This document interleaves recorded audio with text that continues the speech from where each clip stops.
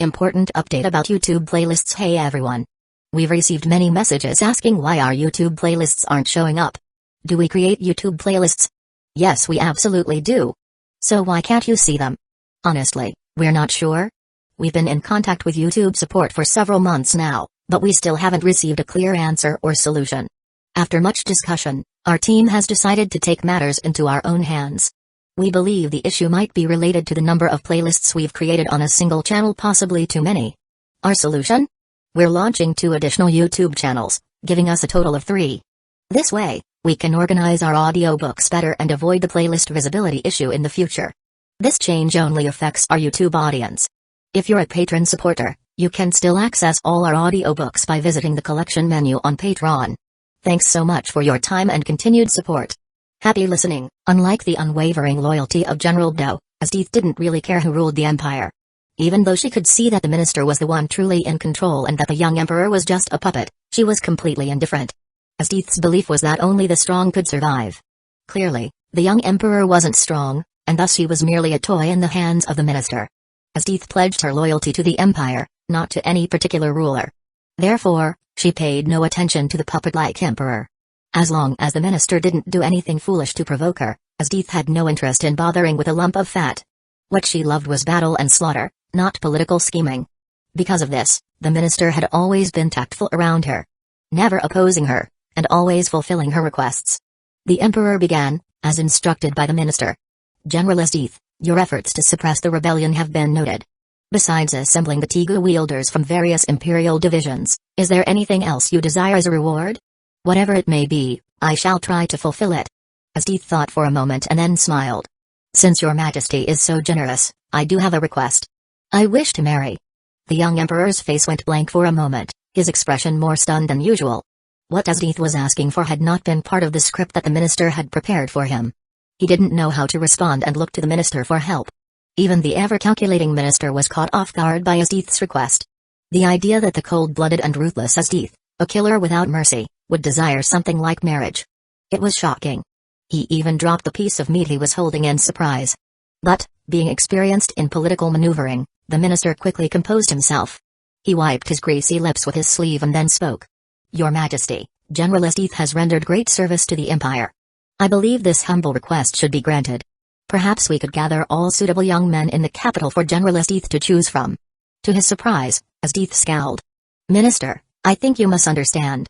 I am looking for a genuine romance, leading to marriage, not just some random assortment of potential husbands. Seeing Asdeath's displeased gaze, the minister gestured hurriedly for the young emperor to step in. General Asdeath, please, do not be upset.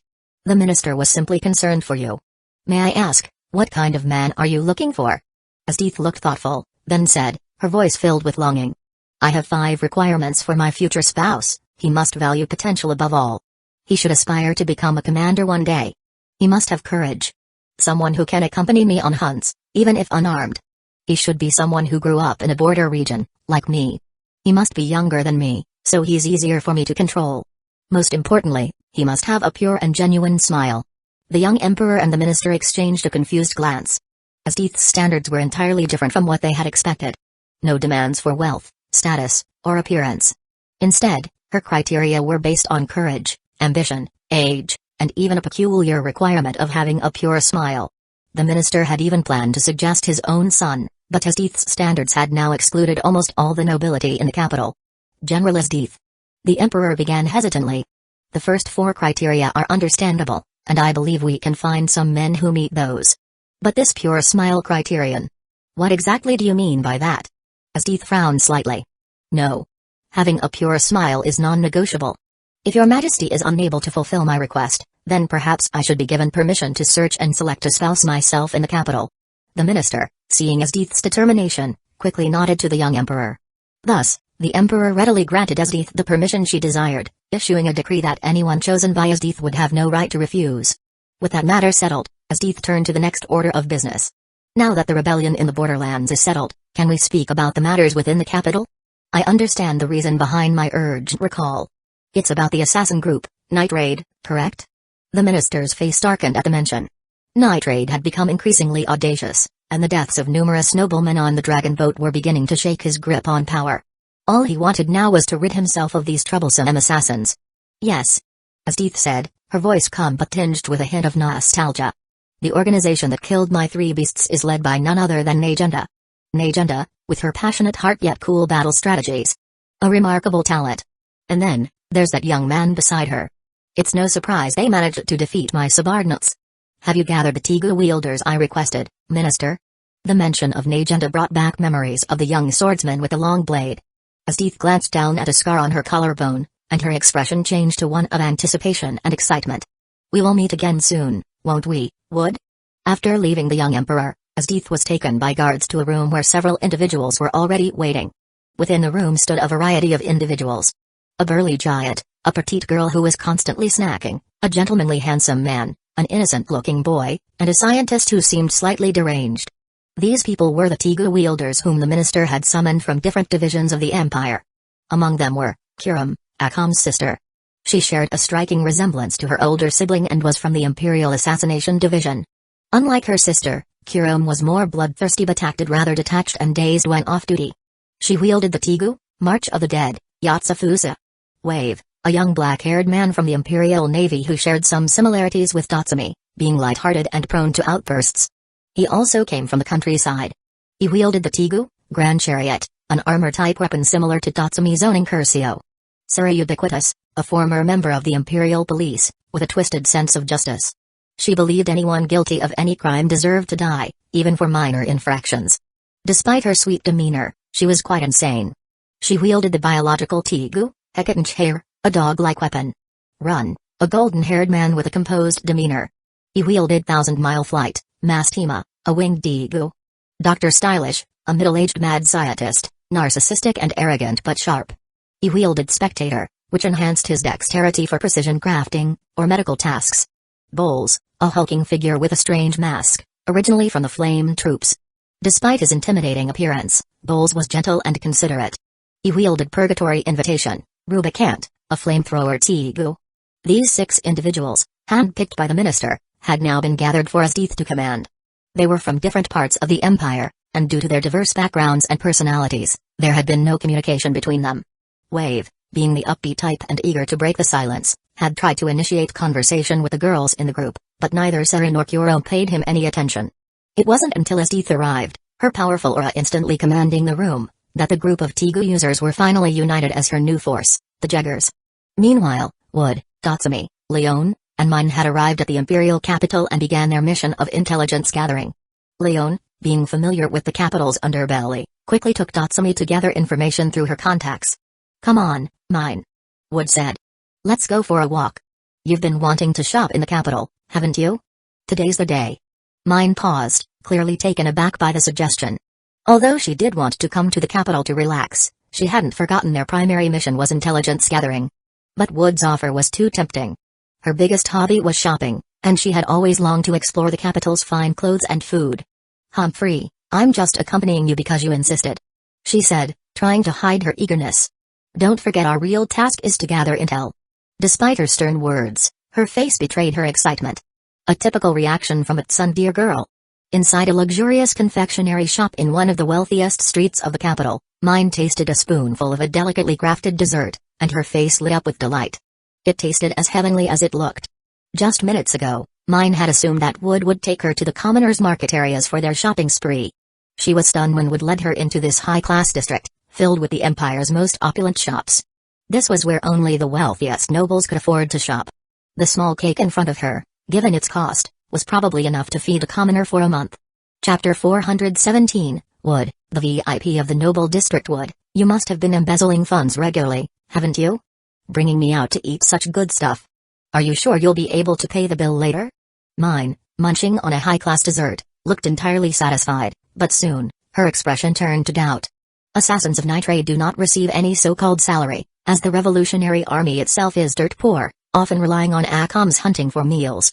When accepting commissions from civilians in the imperial capital, the fees are usually symbolic, just enough to cover the organization's basic operating costs. The only substantial income usually comes from operations like raiding a wealthy merchant's home as they had done previously. However, the assets seized from such raids are generally taken back to the Revolutionary Army's headquarters by Najenda to fund better equipment for the army. Considering how Wood and Leone previously swindled Datsumi out of money to drink, it was clear that most members of night trade were essentially broke. Now, for Wood to be able to treat mine to such high-end desserts, the only explanation she could think of was that Wood had embezzled some spoils during a raid. What nonsense are you thinking? I am a super VIP at this shop, I don't need to pay for the food here. If you keep whining, I won't bring you here again. If it were Akam, she'd probably like the meat here better than the desserts anyway.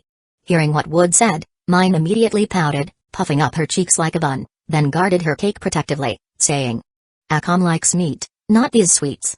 Mr. Wood, it's been a while since I last saw you. This beautiful young lady here. Whose noble daughter might she be? As Wood and mine were chatting, a middle-aged man in a suit walked up to them, initiating a conversation. When the stranger approached, mine instinctively became wary, adopting a more ladylike demeanor. Arthur, don't waste your effort. This pink-haired Sundeer Lily is my friend, not a noble's daughter, but a fellow pauper like me. We're just here for a free meal, so don't expect me to pay. Hearing Wood's words, mine first looked angry, then felt uneasy. She hadn't expected Wood to bring her into such an upscale dessert shop without money and openly declare he wouldn't pay. What surprised her even more was that the middle-aged gentleman, exuding the demeanor of an old gentleman, didn't get angry after hearing Wood's declaration.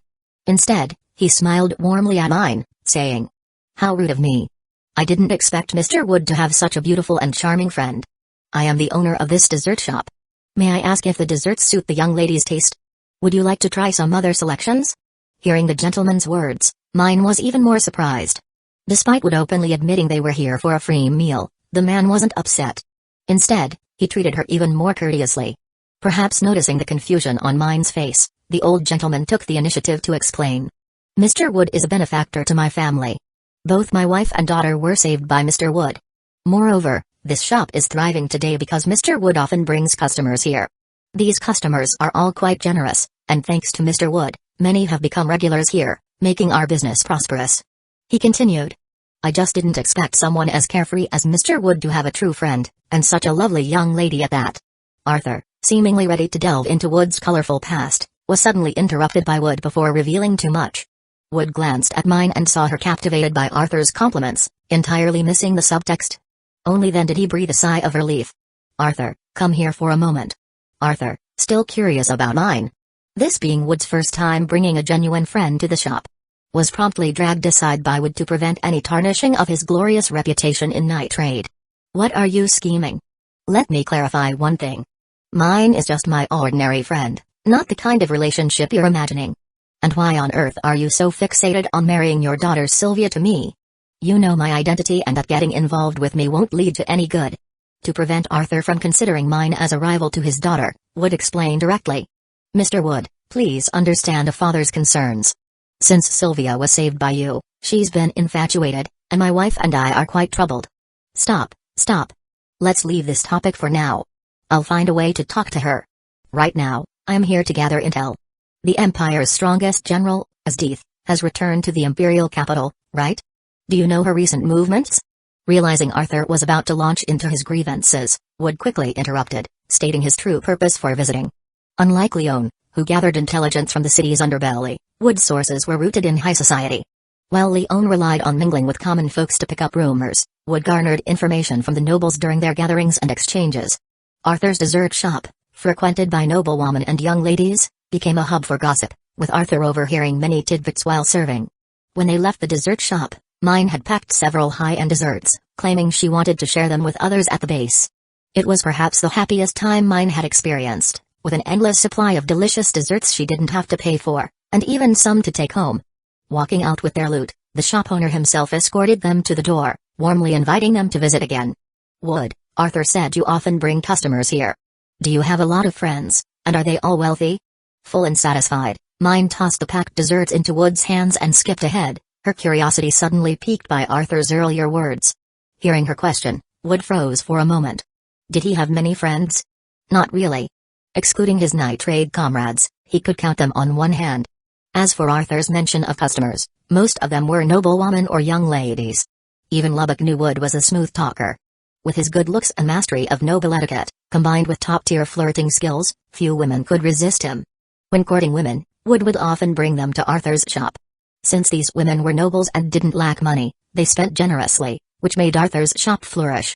Don't be fooled by Arthur's gentlemanly demeanor, he's quite the slick talker. He meets countless noblewomen and young ladies daily. Don't let a few compliments go to your head. But he doesn't seem like that kind of person.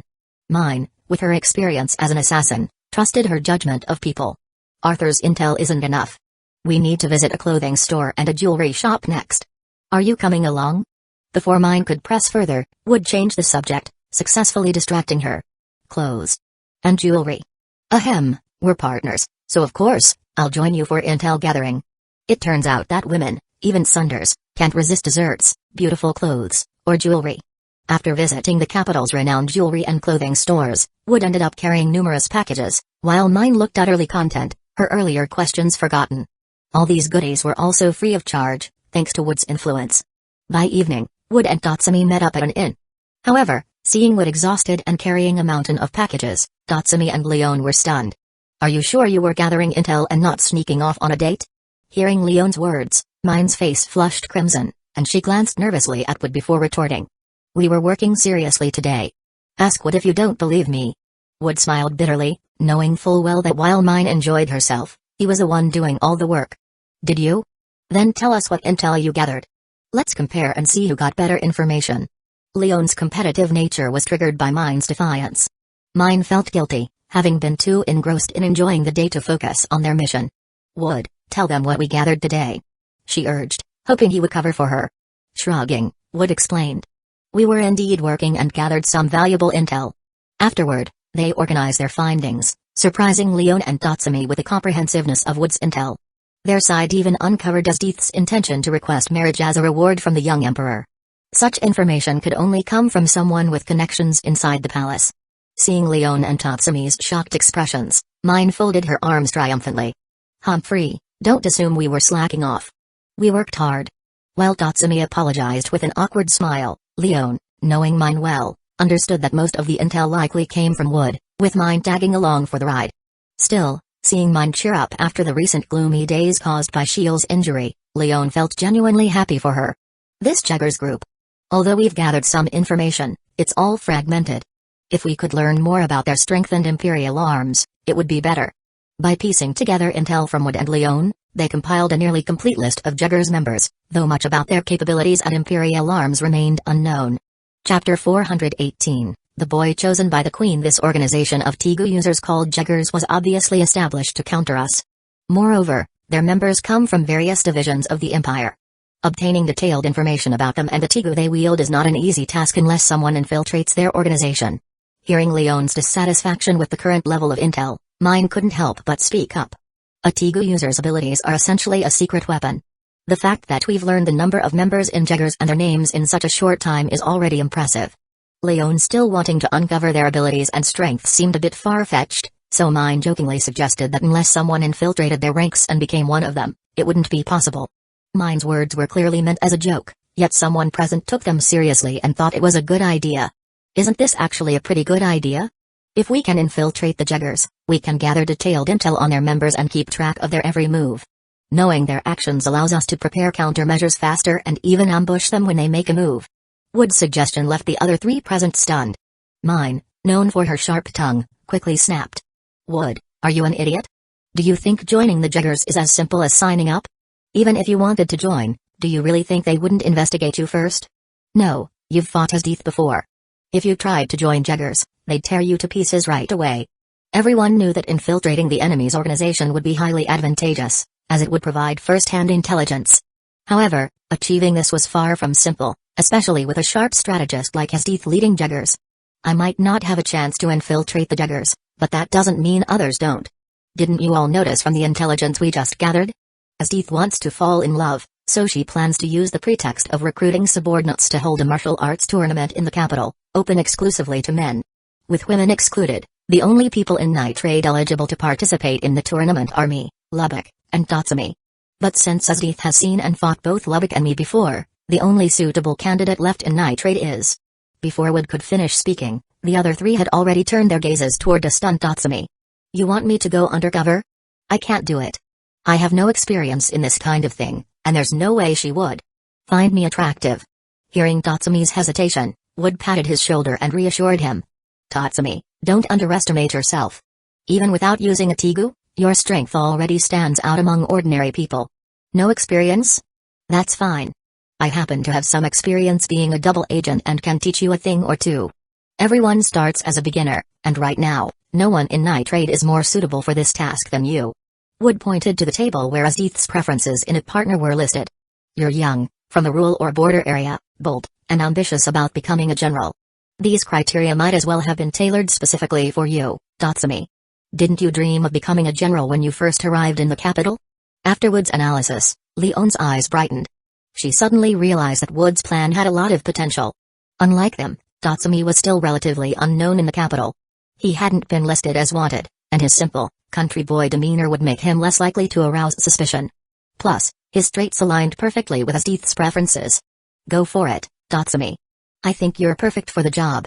Even Leon supported Wood's plan, leaving Tatsumi feeling utterly defeated. While he had initially been unaware of Azith's nature, the gathered intel painted a clear picture of her as a pure sadist queen. Actually, I think this is too important a decision for us to make on our own. We should wait for the boss to return before proceeding. Tatsumi attempted one last plea. No need. Leon cut him off. Don't you remember? Before leaving for the Revolutionary Army's headquarters, the boss explicitly said that all decisions should follow Wood's command in her absence. Hearing Leon's righteous tone, both Wood and Tatsumi felt a twinge of frustration. Leon had conveniently remembered Nagenda's instructions only now. Despite Tatsumi's protests, the decision was finalized. Whether it was Wood's temporary authority or a democratic vote, the result was the same. Tatsumi had to enter the martial arts tournament. After 2 more days of lying low in the capital, Azith's martial arts tournament officially began. Tatsumi, despite his initial resistance, was eventually persuaded to register. The persuasion tactic was simple, invoking Bullet's name. Wood argued that Tatsumi's reluctance dishonored Bullet's expectations. As a hot-blooded youth, recalling Bullet's final words filled Tatsumi with renewed determination. He declared himself ready to take on the mission as Night Trade's chosen hero. During the 2 short days, Wood taught Tatsumi some crash course skills in espionage. Absorbing these lessons left Tatsumi wondering just what kind of life Wood had led. Despite being around the same age, Wood's worldly experience was shockingly vast. Azith's reputation as a sadistic queen did not diminish her popularity in the capital. Her treatment of her subordinates and civilians was remarkably kind, earning her immense prestige. Her striking beauty and extraordinary accomplishments inspired admiration. When news spread that she was recruiting elite soldiers through a tournament, countless hopefuls flocked to participate. Many saw this as their chance to rise in the ranks under Azith's leadership. Wow, there must be over 1,000 participants. Are we sure Tatsumi can handle this? Leon asked, concerned as she watched the sea of competitors.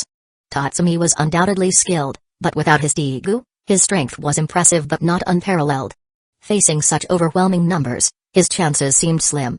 He should be fine. Wood replied. After my pep talk last night, he's practically brimming with energy today.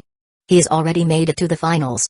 Now, he just needs to defeat the few remaining challengers to catch Azith's eye. Azith herself did not oversee the preliminary rounds, as she had no interest in anyone who couldn't distinguish themselves among the crowd. Only those who reached the finals would have the chance to impress her. Are you sure Azith will be interested in Tatsumi? Watching Tatsumi skillfully take down another opponent, Leon couldn't hide her skepticism. How would I know? Wood shrugged. All I can say is that there's a chance. Even if she doesn't choose him, Tatsumi doesn't lose anything. Leon laughed, conceding the point. True. And even if he doesn't win Azith's favor, this is great training for him. Meanwhile, Mine glared at the duo as they casually helped themselves to her snacks. Can you two stop already? If you want food, go buy your own. The best part hasn't even started, and you've already eaten all my snacks. On the arena floor, Tatsumi stood tall after defeating his 5th opponent. His gaze swept the audience, though he couldn't pinpoint where his comrades were seated among the crowd. Still, he felt their support. Wood's words from the previous night echoed in his mind. You're Night Raid's best hope. This mission is crucial to defeating Azith and the Jaggers. Even Bullet would be proud of you. Unbeknownst to Tatsumi, his comrades were more focused on their bickering over snacks than on his performance. As the tournament neared its climax, only a handful of contestants remained. Tatsumi's final opponent was a towering figure, nearly 3 meters tall, with muscles as solid as stone. The man hailed from one of the Empire's border tribes. Despite his exhaustion from previous battles, Tatsumi summoned all his strength and determination, eventually defeating the giant. The hard-fought victory left Tatsumi beaming with pride, knowing he was one step closer to infiltrating the Jaggers. This genuine, radiant smile caught Asdith's attention. The moment she saw it, she was captivated. Her face flushed, and she nearly lost composure. To everyone's surprise, Asdith stood and descended toward the arena, her eyes fixed on Tatsumi. Noticing her approach, Tatsumi tensed, bracing for the worst. In the audience, Wood, Leon, and Mine readied themselves to intervene if necessary. The unexpected move left everyone on edge, wondering if Tatsumi's cover had been blown and Asdith was about to strike.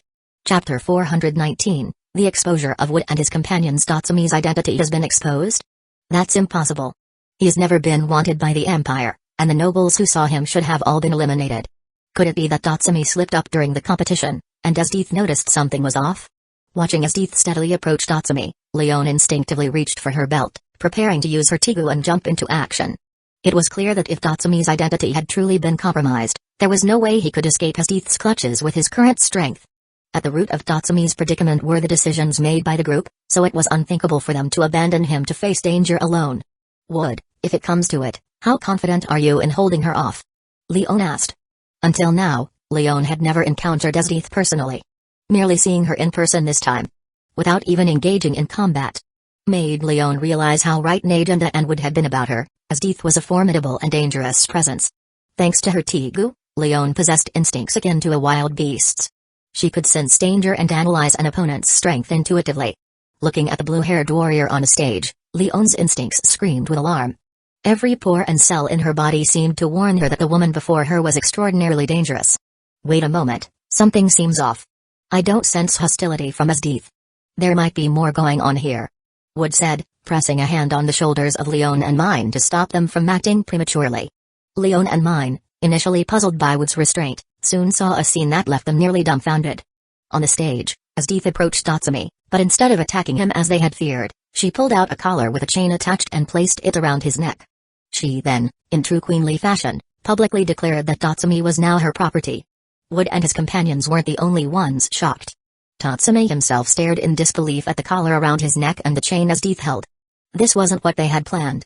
Wood had assured him that winning the martial arts competition would allow him to infiltrate the Empire's jaggers.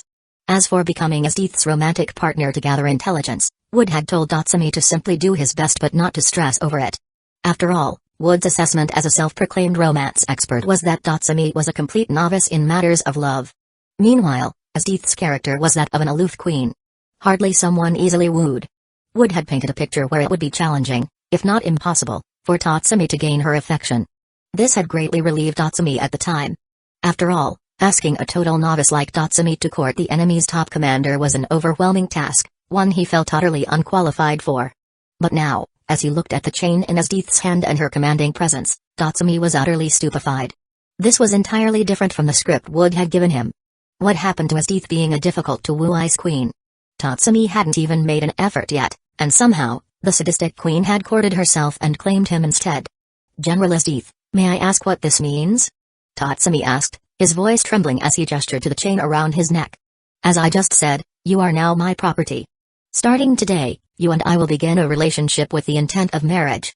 Asdith replied matter-of-factly, her tone as authoritative as ever. She paid no mind to the thousands of spectators as she made her announcement. A relationship. But wasn't the purpose of this martial arts competition to recruit subordinates for your command? Tatsumi stammered, desperate to steer the situation back to his original goal. He wanted to infiltrate the jaggers, not become Asdith's romantic partner. The pressure was far too immense. This was a woman feared even by Wood and their boss. Simply standing near her made him feel crushed by her overwhelming presence. He lacked the experience to act as an undercover agent, let alone coexist with such a dangerous individual without blowing his cover. The two goals aren't mutually exclusive. You can serve as both my subordinate and my lover. After all, my ideal partner must be someone I can easily control. Asdith declared, her tone dripping with her characteristic domineering attitude.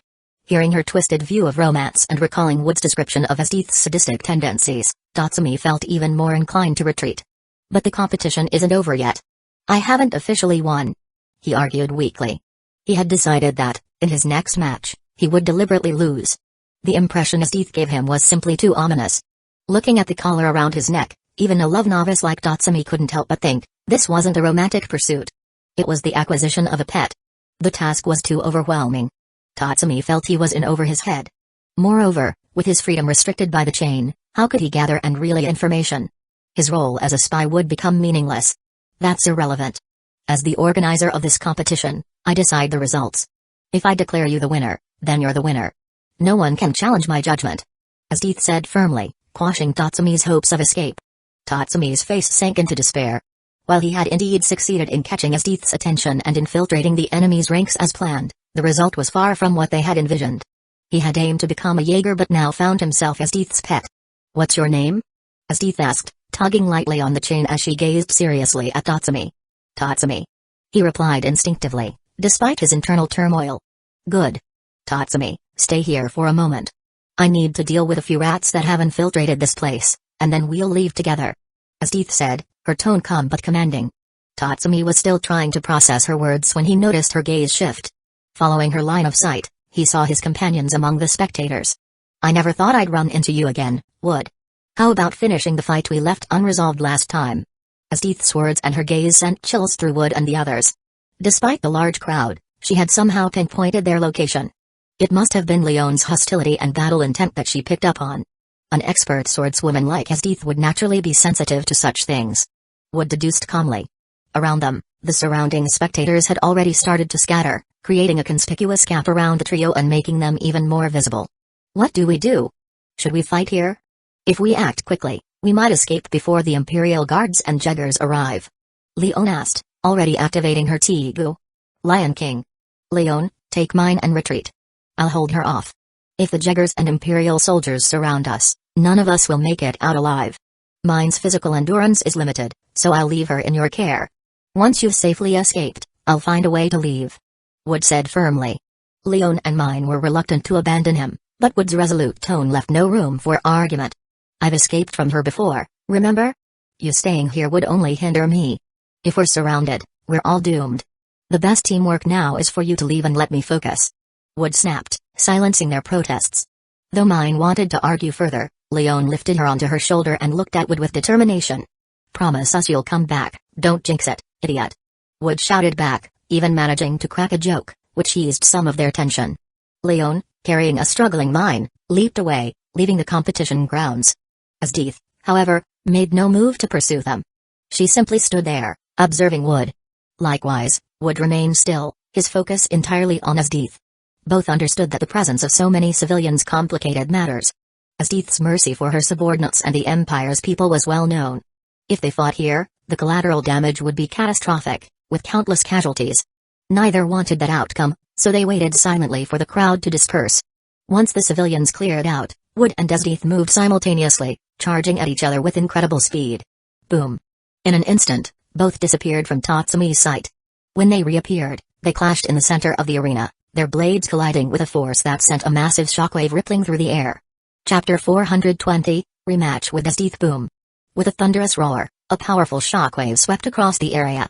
The instant the two combatants clashed, the massive arena, spanning nearly 100 meters, split apart, a massive fissure tearing through its center and bisecting it entirely.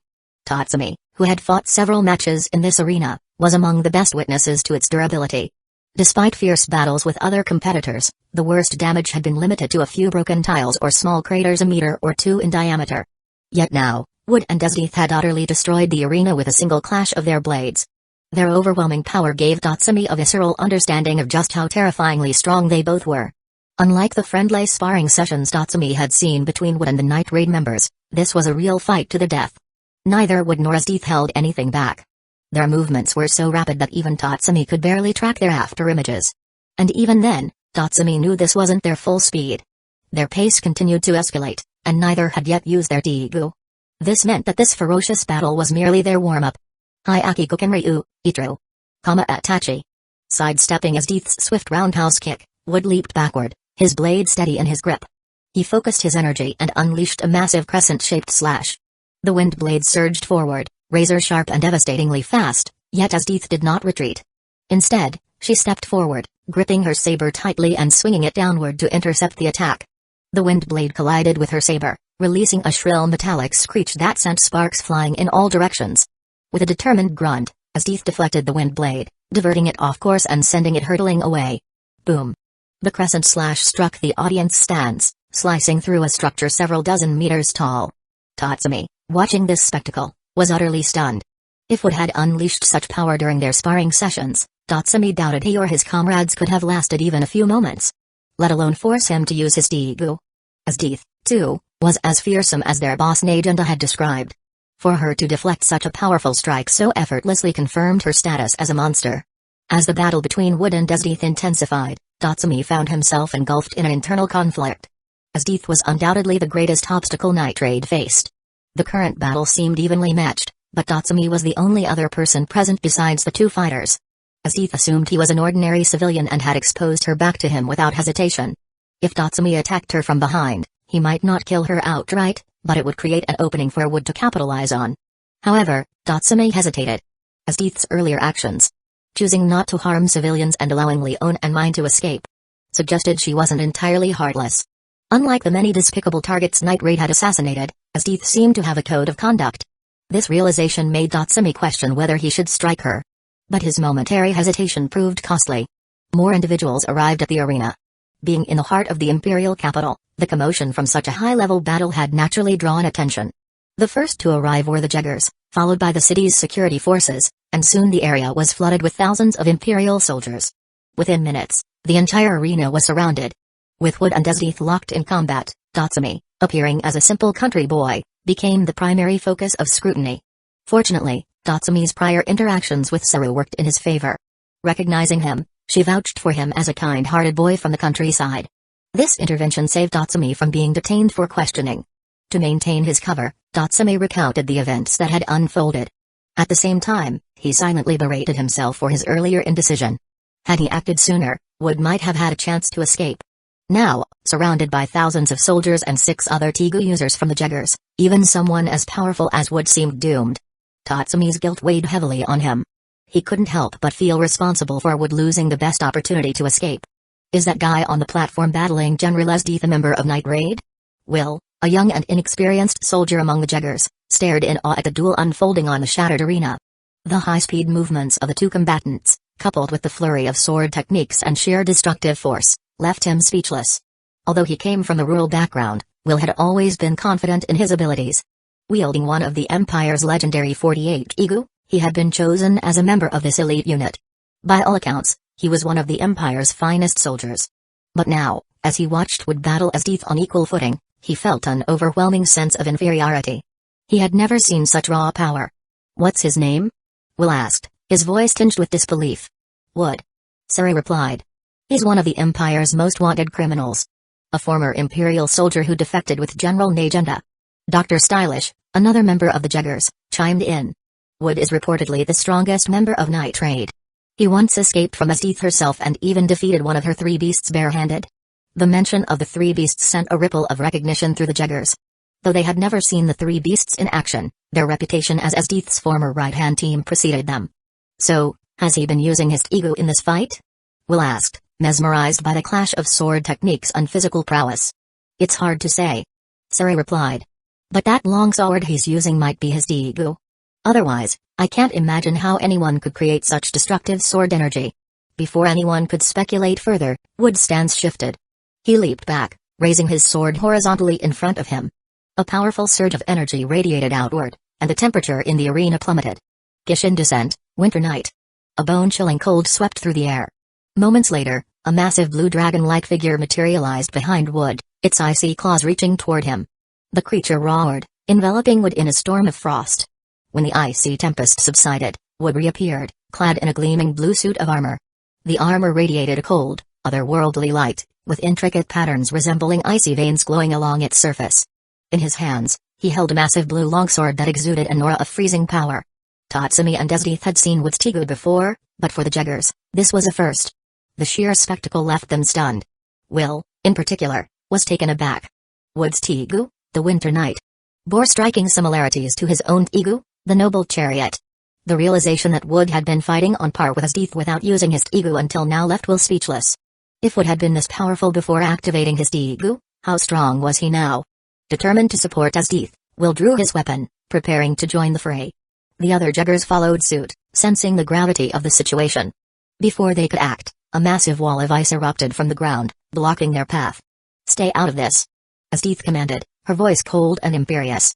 "He is my prey. I won't let him escape a second time." Her pride as a warrior refused to allow interference in a one-on-one duel. If Wood had used his Tigu, she would respond in kind. With a flick of her wrist, massive spikes of ice erupted from the ground, hurtling toward Wood at incredible speed. Wood countered by shattering the ice with a single punch, the fragments scattering like glass. The shattered ice was the signal that the battle had entered a new phase. In an instant, the two combatants vanished, their figures blurring as they clashed midair. Clang! Their blades collided, sending a shockwave rippling outward. The force of their strikes obliterated much of the remaining arena. Now wielding his Tigu, Wood's strength surged. His strikes carried enough force to push Asdith back. For the first time, she found herself on the defensive, her boots digging into the ground as she absorbed the impact. Even as she steadied herself, Asdith's lips curled into a smile. The fight was far from over. With a wave of her hand, spears of ice materialized in the air, encircling Wood. As she clenched her fist, the icy spears shot toward Wood from all directions. But he was ready. The crowd, soldiers, jeggers, and Tatsumi alike, watched in awe as the battle raged on, each exchange more intense than the last. Both fighters pushed themselves to the limit, their Tigu unleashing destructive forces that threatened to reshape the battlefield. Chapter 421, Why are Tigus so vastly different? Suspended midair, Wood found himself in a precarious situation. Facing Asdith's wave of attacks, he had no optimal way to respond. Although he possessed the ability to move in midair using moonwalk, the angles from which the icy spears attacked had left him completely surrounded. There was simply no way to dodge. With no other choice, Wood braced himself to block the onslaught. I understand that your Tigu seems to counter mine, Asdith remarked, her voice calm yet laced with deadly intent. You're remarkably resistant to cold and frost injuries, aren't you? But what about piercing attacks? Surely you can't entirely nullify or resist those. Asdith's recollection of their first encounter burned vividly in her mind. Wood had managed to escape back then because she had underestimated his ego and his personal strength. But this time, she had no intention of repeating the same mistake. Nor would she allow her prey to escape her grasp a second time. Clang! Clash! The icy spear surged toward Wood from all angles. He swung his long sword, shattering two of the projectiles mid-flight. The remaining spears were blocked using his armament hockey, deflecting the dangerous icy weapons with brute force. Just as Wood felt a fleeting sense of relief, his heightened observation hockey detected a sudden danger from behind him. Glancing quickly over his shoulder, he was shocked to discover that Asdith, who had previously been stationary, had vanished. Clang! A piercing sound of blades colliding echoed through the arena. This time, the dynamics of the clash had shifted entirely. Having just fended off the barrage of icy spears, Wood's body was still recovering, leaving him vulnerable. Asdith exploited this opening perfectly.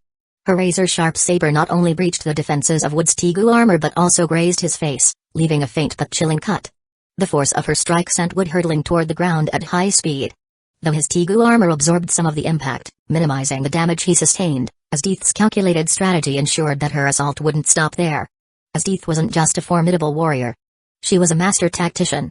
Her extensive combat experience and unmatched skill with her Tigu gave her an overwhelming advantage. As Wood plummeted, Asdith raised her hand and conjured a massive, conical ice spike that erupted from the ground, its gleaming tip aimed to impale him. The sharp, frosty structure shimmered menacingly, poised to deliver a second, devastating blow. If I can't kill him outright, Asdith thought to herself, I'll at least severely wound him. His strange ability to harden his skin and his Tigu armor make him tough, but even he can't escape unscathed. Thanks to his observation hockey, Wood sensed the lethal threat behind him. Despite the tremendous inertia pulling him downward, he twisted his body midair and activated moonwalk to maneuver away from the spike. Asdith hadn't anticipated that Wood possessed a technique allowing him to move so freely in the air. Is that another ability of his Tigu? Asdith wondered, momentarily taken aback. How can one Tigu have so many diverse powers? From the sidelines, Will, a member of the Jeggers, had been observing the fight closely. Compared to Asdith, Wood's abilities seemed almost otherworldly. Not only could he unleash devastating sword energy, but he also had enhanced durability, resistance to cold, and the ability to manipulate frost. A small-scale version of Asdith's power. Now, seeing Wood perform moonwalk, Will couldn't help but grumble. This is insane. All these abilities are part of his Tigu? My own Tigu, Noble Chariot, only enhances my physical abilities. How is his Tigu so much better? Will wasn't alone in his frustration. Tatsumi and Run, standing nearby, also felt a pang of inadequacy. Tatsumi could empathize with Will. As a user of the armor-type Tigu Incursio, Tatsumi's Tigu only amplified his physical strength and granted him the ability to turn invisible. If Wood's vast array of powers truly came from his Tigu, Then Incursio and Noble Chariot felt like cheap knockoffs by comparison.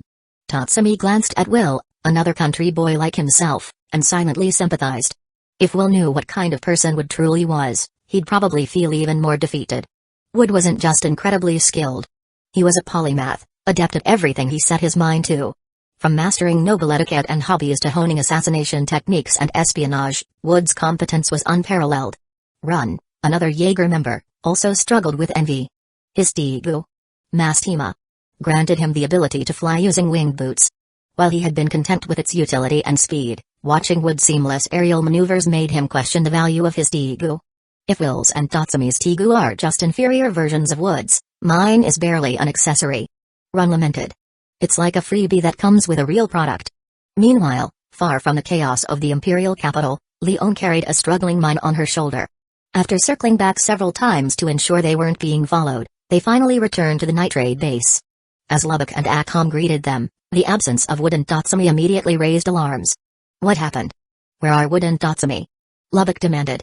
Seeing the disheartened expressions on Leon and Mine's faces, he knew something had gone terribly wrong. Leon recounted the events in the capital, her voice heavy with regret. Lubbock, unable to contain his anger, grabbed Leon by the collar. I told you not to act without the boss's orders. But you didn't listen, and now look what's happened. If anything happens to Wood, I'll never forgive you. Lubbock's outburst stemmed not only from frustration but also from deep concern for his closest friend. Having grown up with Wood and shared countless battles, Lubbock considered him an irreplaceable companion. I'm sorry. I'm so sorry. Leon whispered, guilt tracking her. Akam intervened, trying to defuse the situation. Lubbock, this isn't just Leon's fault. We all agreed to the plan, including you. Wood wouldn't have insisted we leave if he didn't believe he could handle it. Lubbock clenched his fists, his frustration simmering. You don't understand. Wood barely escaped as death last time, and that was in the wilderness. This time, he's in the heart of the capital. There's no way the Jaegers or the Imperial Army will stand idly by. Leon, overwhelmed with guilt, made a sudden decision. She stormed out of the base, intent on returning to the capital to rescue Wood. However, before she could leave, Najunda appeared at the entrance, accompanied by two new allies. Where do you think you're going? Najunda asked, her voice cold. Wood risked everything to ensure you and mine could escape. Are you planning to throw his sacrifice away? Najunda's presence immediately silenced the room. Behind her stood a teenage girl with long crimson hair, dressed in a sharp British-style uniform, and a towering man with blue hair and horns, clad in white. The girl, Chelsea, wielded the Tigugia Foundation, allowing her to disguise herself as anyone. The man, Suzuno, was a biological Tigu with immense strength and loyalty to Najunda. Night Raid's reputation precedes it. Chelsea said, her tone sharp. But from what I see, it's just a group of undisciplined amateurs. Your impulsive actions have put your comrades in danger. Leon bristled at Chelsea's blunt criticism, her anger boiling over. What did you say? Before she could lash out, Suzuno stepped between them, blocking her attack effortlessly. That's enough. Najunda commanded, her voice cutting through the tension. If you can't control yourselves, you'll only cause more harm. Wood entrusted us with his life. We're going to get him back. But we'll do it the right way. Her words resonated deeply, forcing everyone to focus. The mission to rescue Wood had just begun. Chapter 422, Wood captured alive. Chelsea wasn't intentionally trying to provoke anyone. She wasn't the kind of person who enjoyed stirring up trouble. On the contrary, she was warm and deeply valued her companions. Her sharp and heated words earlier stemmed from her own personal experiences with similar situations. The Revolutionary Army's assassination teams weren't limited to Night Raid. Before Night Raid existed, other assassination squads operated in different regions. Chelsea had once been a member of one such squad. She had accompanied her mentor and close friends on a mission assigned by the Revolutionary Army to eliminate the Imperial Assassination Unit's Elite 7. Among those elites was Akam, the most exceptional member of that assassination unit. During the mission, Chelsea used her Tigugia Foundation to transform into a bird for reconnaissance. When she returned, she found her entire team had been wiped out. The loss of her mentor and friends forced Chelsea to mature overnight. From then on, she approached every situation with calm, analytical precision. Because she valued her companions so deeply, Chelsea found people like Leon, whose impulsiveness put others in danger. Especially intolerable. Najunda, as a former Imperial general, exuded a commanding presence. Her charisma and authority quickly restored order to the room. Leon and mine, though you weren't on the Empire's wanted list before, your recent actions have exposed you. It's no longer safe for you to operate in the capital. Lubbock and Akam are already wanted, and with recent events, the capital's security will undoubtedly be heightened. Chelsea, can I rely on you for this mission? I've heard about your infiltration and reconnaissance skills back at the Revolutionary Army. Your assassination record rivals even Akam's from her time in the Empire. Hearing Najanda's words, the others couldn't help but look at Chelsea with a mix of surprise and admiration. They hadn't expected that the sharp-tongued woman before them was such an accomplished assassin. Akam's fearsome reputation as a former elite assassin of the Empire preceded her. Many high-ranking members of the Revolutionary Army had fallen to her deadly blade, Mora's aim. In fact, Akam's presence posed an even greater threat to the Revolutionary Army than Asdeath herself. Asdeath, for all her power, didn't sneak into homes and assassinate targets in their sleep. I'm fine with infiltrating the capital to gather intel. Chelsea replied. But don't expect me to rescue your comrades. I'm not equipped for direct combat. Chelsea's Digu, Gia Foundation, was well suited for infiltration. Not only could she transform into other people, but she could also take the form of animals. With the capital's dense population, she could easily disguise herself as a regular citizen and slip in unnoticed. However, her lack of combat skills meant she could only handle stealth and assassination. Not breaking someone out of captivity. That's fine. Najanda said. Your mission is purely to gather intelligence. Given our current situation, no one else can even enter the capital. We need to know what's happened to Wood and Datsumi before we can plan our next move. Chelsea nodded in agreement. To demonstrate her abilities, she transformed into a hawk right in front of everyone and flew off toward the capital. By late afternoon, Chelsea returned to the Nitrade base. During the hours she was gone, the remaining members of Nitrade had been on edge, unable to eat or focus on anything else. What did you find out? What's the situation with Wood and Datsumi? Najanda asked as soon as Chelsea entered. The others crowded around, desperate for answers. Your Wood is quite the fighter. Chelsea began. As soon as I entered the capital, I didn't even need to ask around. Everyone was already talking about his battle with Asdeath. Apparently, their fight destroyed the Empire's entire Colosseum. Before his capture, Wood single-handedly killed over 10,000 Imperial soldiers. In the end, he collapsed from exhaustion and was captured alive by Asdeath. The aftermath of their battle left an area spanning a kilometer covered in ice and snow. Even now, the frost hasn't fully melted. Asdeath herself sustained injuries from the fight. The Nitrade members reacted with a mix of emotions. Relief and worry mingled on their faces. They were relieved that Wood was still alive. As long as he lived, there was a chance to rescue him. But they were also deeply concerned.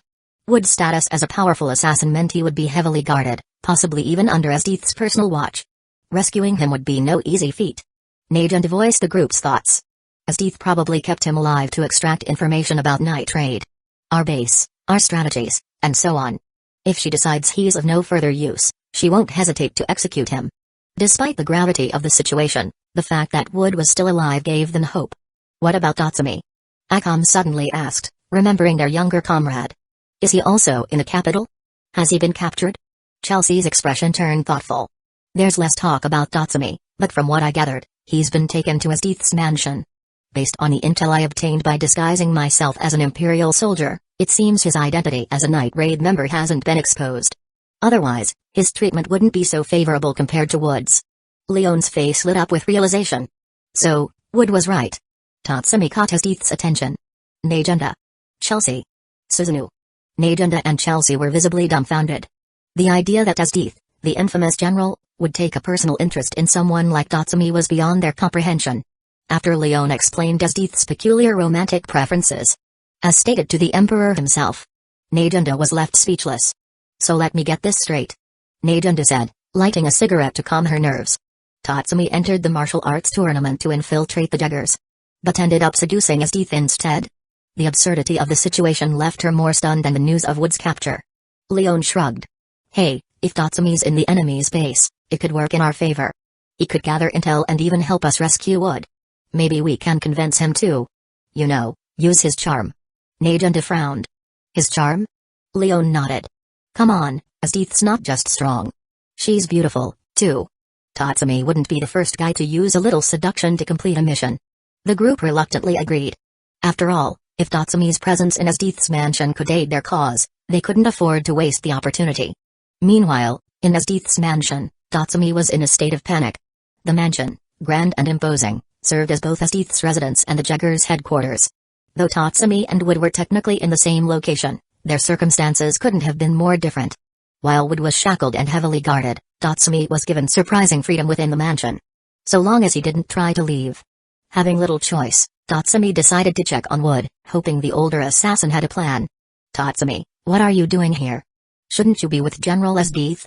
Will asked. Tatsumi's unease grew. Despite managing to find Wood, he couldn't get close enough to speak with him privately. Wood was shackled with layers of heavy chains, his arms bound behind his back and his legs and neck also restrained. Massive steel stakes anchored the chains to the walls.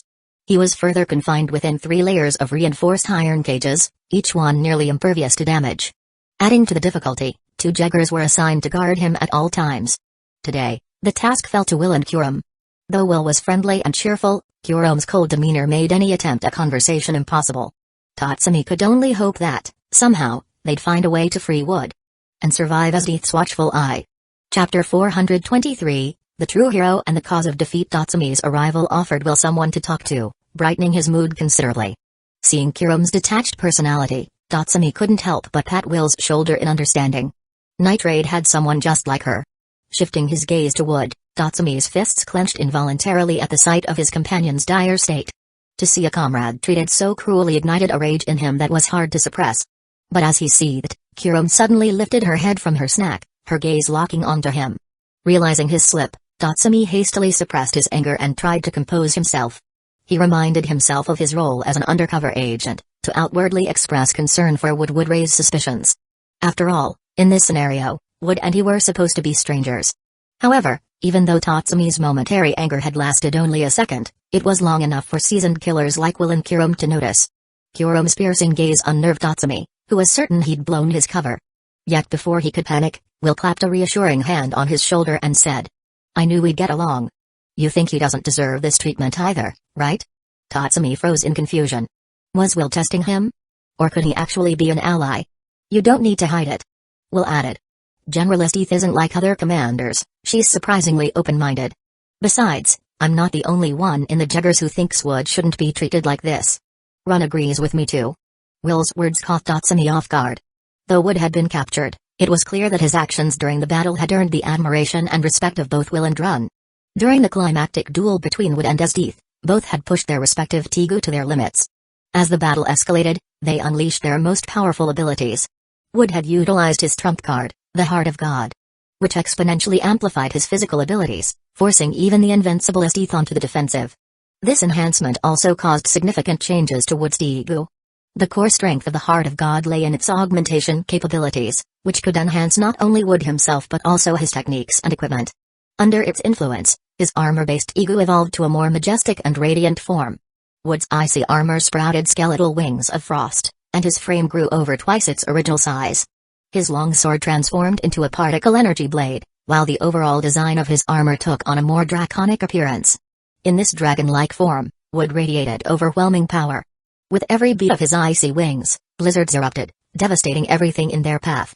In this state, Wood's dominance was undeniable, as Esdeath struggled against him and sustained numerous injuries. The battle reached its zenith when Wood decimated over 10,000 Imperial soldiers surrounding him, proving his strength.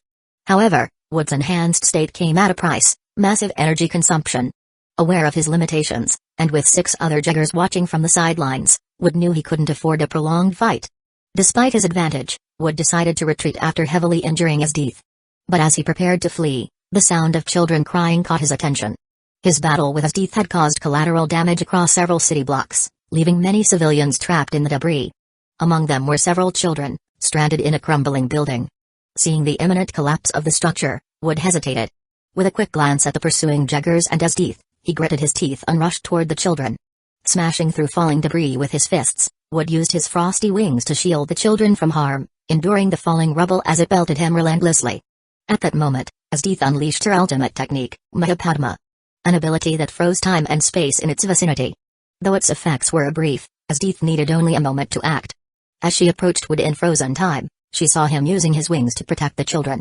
Her eyes flickered with something uncharacteristic, and she halted her blade mid-swing, resting it against Wood's neck instead of taking his life. The battle ended there. While Esdeath technically claimed victory, it was far from satisfying. Later, when the Prime Minister's men came to take Wood for interrogation, Esdeath outright executed them. She wouldn't allow anyone else to interfere with her prize. This final act of selflessness turned Wood into a hero in the eyes of Will and Run. Will, a righteous country boy, and Run, a teacher seeking justice for his students and lover, couldn't help but admire Wood's courage and compassion. Though the Jaggers and Night Raid were enemies, Will and Run's respect for Wood transcended their rivalry. To them, Wood embodied true strength, both physical and moral. Despite their duty to guard him, Will and Run treated Wood with the utmost respect, even fulfilling his small requests whenever possible. Observing this, Datsumi felt a swell of pride for his comrade. Wood's influence was so profound that even their enemies couldn't help but admire him. As Datsumi shared a quiet moment with Will, Kurome glanced at them briefly before resuming her snack. Deciding they were harmless fools, she dismissed them from her attention. Just as Datsumi and Will were discussing ways for Datsumi to speak with Wood, Asdith arrived. Her crisp, white uniform and commanding presence filled the room. She strode confidently toward Wood's cage and said, "Wood, I'll ask you again. Will you serve under me?" This wasn't the first time Asdith had extended this offer. She had made a similar proposition during her pursuit of Nage and his faction after their defection. Ordinarily, Asdith rarely recruited people. A rejection would usually mean no second chances. Yet Wood had somehow become an exception to her rule. Wood's immense strength, unyielding spirit, and love for battle resonated with Asdith. Were it not for his lack of her ideal pure smile, he might even have been a candidate for her affection. Will looked at Wood with hope. To him, Wood's acceptance would mean they were no longer enemies but allies. Wood, however, didn't waver. "I appreciate the offer," he began, "but I'll have to decline. The Night Raid may be a group of idiots who constantly cause me trouble, but they're good people. Besides, I've always loved fighting and thrive on the challenge. Joining your side would mean no worthy opponents left on the battlefield. That would be far too dull." Asdith's departure was swift and decisive. Her expression revealed neither disappointment nor anger. She had anticipated Wood's answer and would have been disillusioned if he had surrendered so easily. Despite their rivalry, Asdith respected Wood as a warrior. For her, keeping him alive served two purposes, baiting Night Raid into action and saving him for another thrilling duel. After she left, Datsumi tried to negotiate alone time with Wood, but Kurome's unyielding vigilance thwarted him. Frustrated, Datsumi felt trapped, unable to communicate or strategize. That night, as Asdith visited the palace, Datsumi seized the opportunity to sneak out of the mansion and return to the Night Raid base. He needed to report on his and Wood's situation and seek guidance. The Jaggers' focus on Wood and their underestimation of Datsumi, viewing him as little more than Asdith's plaything, allowed him to move unnoticed. Though Asdith had tied him to the bed before leaving, Datsumi easily broke free using Incursio. As he crept through the shadows of the mansion, Datsumi's escape was nearly foiled when he bumped into a young girl. Before he could apologize, he felt a hand clamp over his mouth, pulling him into a dark corner. Ready to fight, Datsumi stopped short as a familiar scent and an even more familiar sensation pressed against his back. The realization hit him instantly. "Leon," he whispered, his relief palpable. "Thank goodness you're safe." Leon's towering figure, cloaked in black, was unmistakable. Her bold grin shone even in the dim light. "I'm glad to see you too, kid," she replied. "Now, let's get you out of here. We've got work to do." Despite the dangers, Leon's presence reaffirmed Datsumi's hope. Even amidst the perils of Asdith's mansion, the Night Raid hadn't abandoned him. Chapter 424, The Plan to Rescue Wood. "Not bad. You all said earlier that the companion who infiltrated Asdith's mansion was a rookie and clumsy, but from the looks of it now, they're actually quite clever. Even though Asdith has left the mansion, there are still other members of the Jaggers here. If he had shouted just now and attracted their attention, the plan would have been difficult to execute." Looking at Leon in front of him, Datsumi was about to ask something when the girl he had bumped into earlier spoke up. Before Datsumi could ask who this unfamiliar girl was, she transformed in front of his astonished gaze. From a petite girl less than 150 centimeters tall into a red-haired beauty about the same height as him. "Let me introduce myself. My name is Chelsea, and I'm the newest member of Night Raid." Hearing Chelsea's introduction, Datsumi stared blankly at Leon, who nodded in confirmation. Leon had risked coming with Chelsea to act as a witness, ensuring Datsumi would believe she was an ally. After all, if Chelsea had come alone and claimed to be a new member of Night Raid, Datsumi might not have fully trusted her. This timing was no coincidence. They had carefully calculated that Asdith would visit the palace today, choosing this moment to act. Over the past few days, Leon and the others had fully acknowledged Chelsea's skills and abilities. Although she, like Datsumi, was a newcomer to Night Raid, excluding combat strength, her experience and capability were far beyond Datsumi's. Due to the Empire's sensitive state and the fact that most Night Raid members were on wanted lists, Chelsea had been their main source of intelligence regarding the capital. Even the knowledge that Asdeath would leave the mansion today came from Chelsea, who had disguised herself as a guard and spent several days gathering intelligence while standing watch. Chelsea had thoroughly demonstrated her abilities to Leon, proving that brute force isn't everything. Sometimes, intelligence and clever use of one's abilities yield greater results. In just a few minutes, Leon explained the plan to Tatsumi. During this brief explanation, Chelsea finished her preparations and asked the wide-eyed Tatsumi, "How do I look? Compared to the real Asdeath, do I look different?" Seeing the blue-haired, mature figure in front of him, Tatsumi was momentarily startled. His first instinct was genuine surprise, thinking it might be the real Asdeath. But when he noticed the smile on her face and heard her words, he realized this was a fake. An ally disguised using an imperial arm. Asdeath would never show such a smile. Her demeanor is much colder, more aloof, like a queen's. Also, her uniform buttons should be undone a bit more, and her, chest should be bigger. The last part of his sentence was spoken with a red face, causing Leon and Chelsea to burst into laughter and tease him. Well, Tatsumi, your observation skills are really sharp, noticing even such details." Leon and Chelsea, both older and more experienced, had no trouble making fun of him. Tatsumi, a naive country boy, was no match for their teasing. If Wood were here instead, ignoring Leon, who didn't see herself as a typical woman, he might have even embarrassed Chelsea. "Are you sure there are only 4 members of the Jaggers in the mansion?" Chelsea, now disguised as Asdeath, walked alongside Tatsumi, asking about the enemy's forces. Tatsumi, still amazed at the flawless transformation achieved by the Imperial Arm Gaia Foundation, quickly replied. "The Jaggers have 6 members. So, obsessed with justice, continues her duties with the Imperial Guard even after joining the Jaggers. She should be out patrolling at this time. Dr. Stylish is a research fanatic. Since the mansion lacks the facilities he needs, he's rarely here unless there's a team operation. The remaining 4 members are in the mansion, but I'm not entirely sure of their combat abilities." Tatsumi had spent the past few days observing the Jaggers' personalities and habits. However, without seeing them fight firsthand, he couldn't accurately gauge their strength.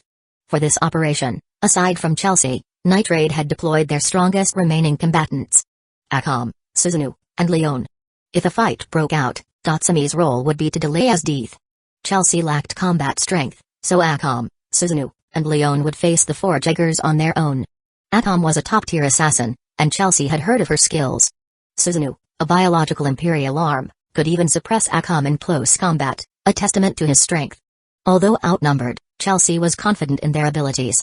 "Actually, I think the Jaggers are more dangerous than we realize, especially the girl named Kuram. She feels eerily similar to Akam." Tatsumi, sensing danger, felt the operation might have been rushed. Adding another member like Club Cormine could have greatly improved their odds. After all, if Asdeath, So, and Dr. Stylish joined the battle, their team would face overwhelming odds. "Did you forget?" Chelsea reminded him. "We have another ally. The one who's imprisoned. Once we free him, do you still think we'll lack firepower?" Realizing she meant Wood, Tatsumi's face lit up. If Wood were freed, he alone could likely take on the entire Jaggers team in Asdeath's absence. This wasn't a desperate gamble. From the start, they were at an advantage. Najanda's plan was not only to rescue Wood but to cripple the Jaggers in one fell swoop. The mission's success hinged on Chelsea and Tatsumi freeing Wood before the battle erupted. As they neared the mansion, Chelsea seamlessly adopted Asdeath's demeanor.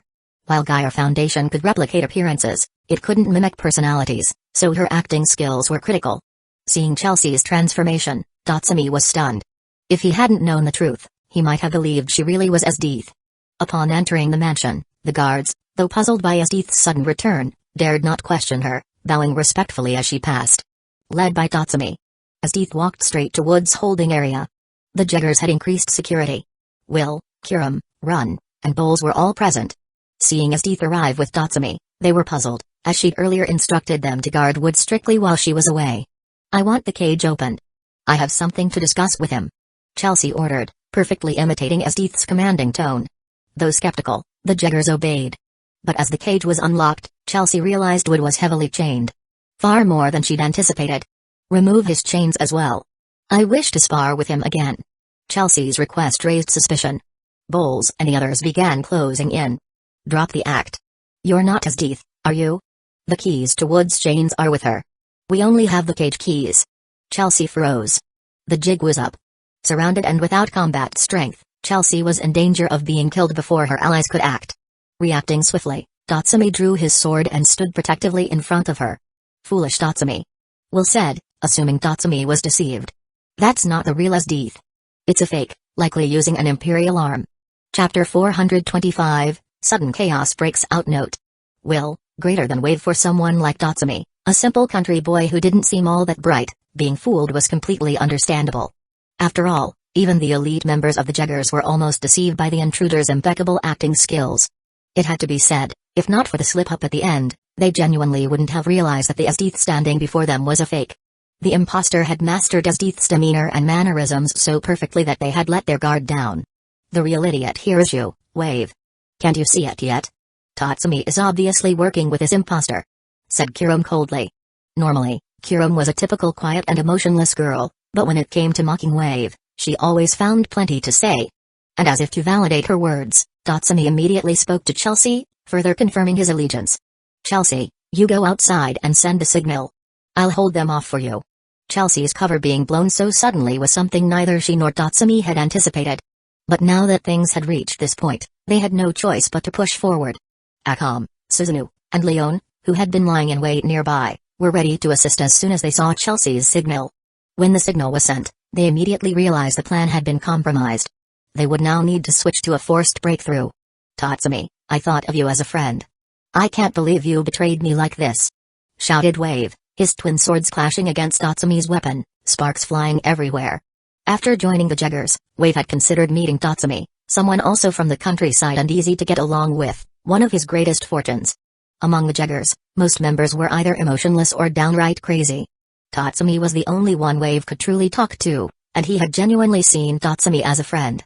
But the simpler and more straightforward someone is, the more furious they feel when betrayed. Just like Tatsumi himself, back when he had been deceived by a merchant's daughter. Now, Wave was boiling with anger. Wave, I truly consider you a friend, and I don't wish to be your enemy.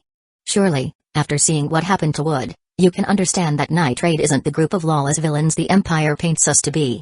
The members of Night Raid, like Wood, are all good people. The Empire is corrupt and dark, and what we're doing is driving away that darkness. Having spent time with Wave, Tatsumi knew what kind of person he was. If not for their conflicting positions, Tatsumi would have preferred not to fight him. I'm a soldier of the Empire. Obeying orders is my duty. There's no way I'd join hands with a group of assassins. Tatsumi, if you're so convinced that what you're doing is right, then prove it with your strength. Don't expect me to hold back for the sake of friendship. The outcome of this fight will decide who's truly in the right. Wave's face briefly showed a conflicted expression at Tatsumi's words, but it was quickly replaced with determination. The two said no more. They stepped back, faced each other, and gripped their imperial arms tightly, letting out fierce battle cries. Incursio, Demon's Armor. Grand Chariot, Shura Avatar. Two young men from the countryside roared with the force of their souls, their cries stirring up storms that enveloped their figures. Tatsumi's Incursio was a full-body suit of white armor, paired with a lance named Scarlet Lark. Wave's Grand Chariot, also an armor-type imperial arm, had a deep blue color and a flashier design than Incursio.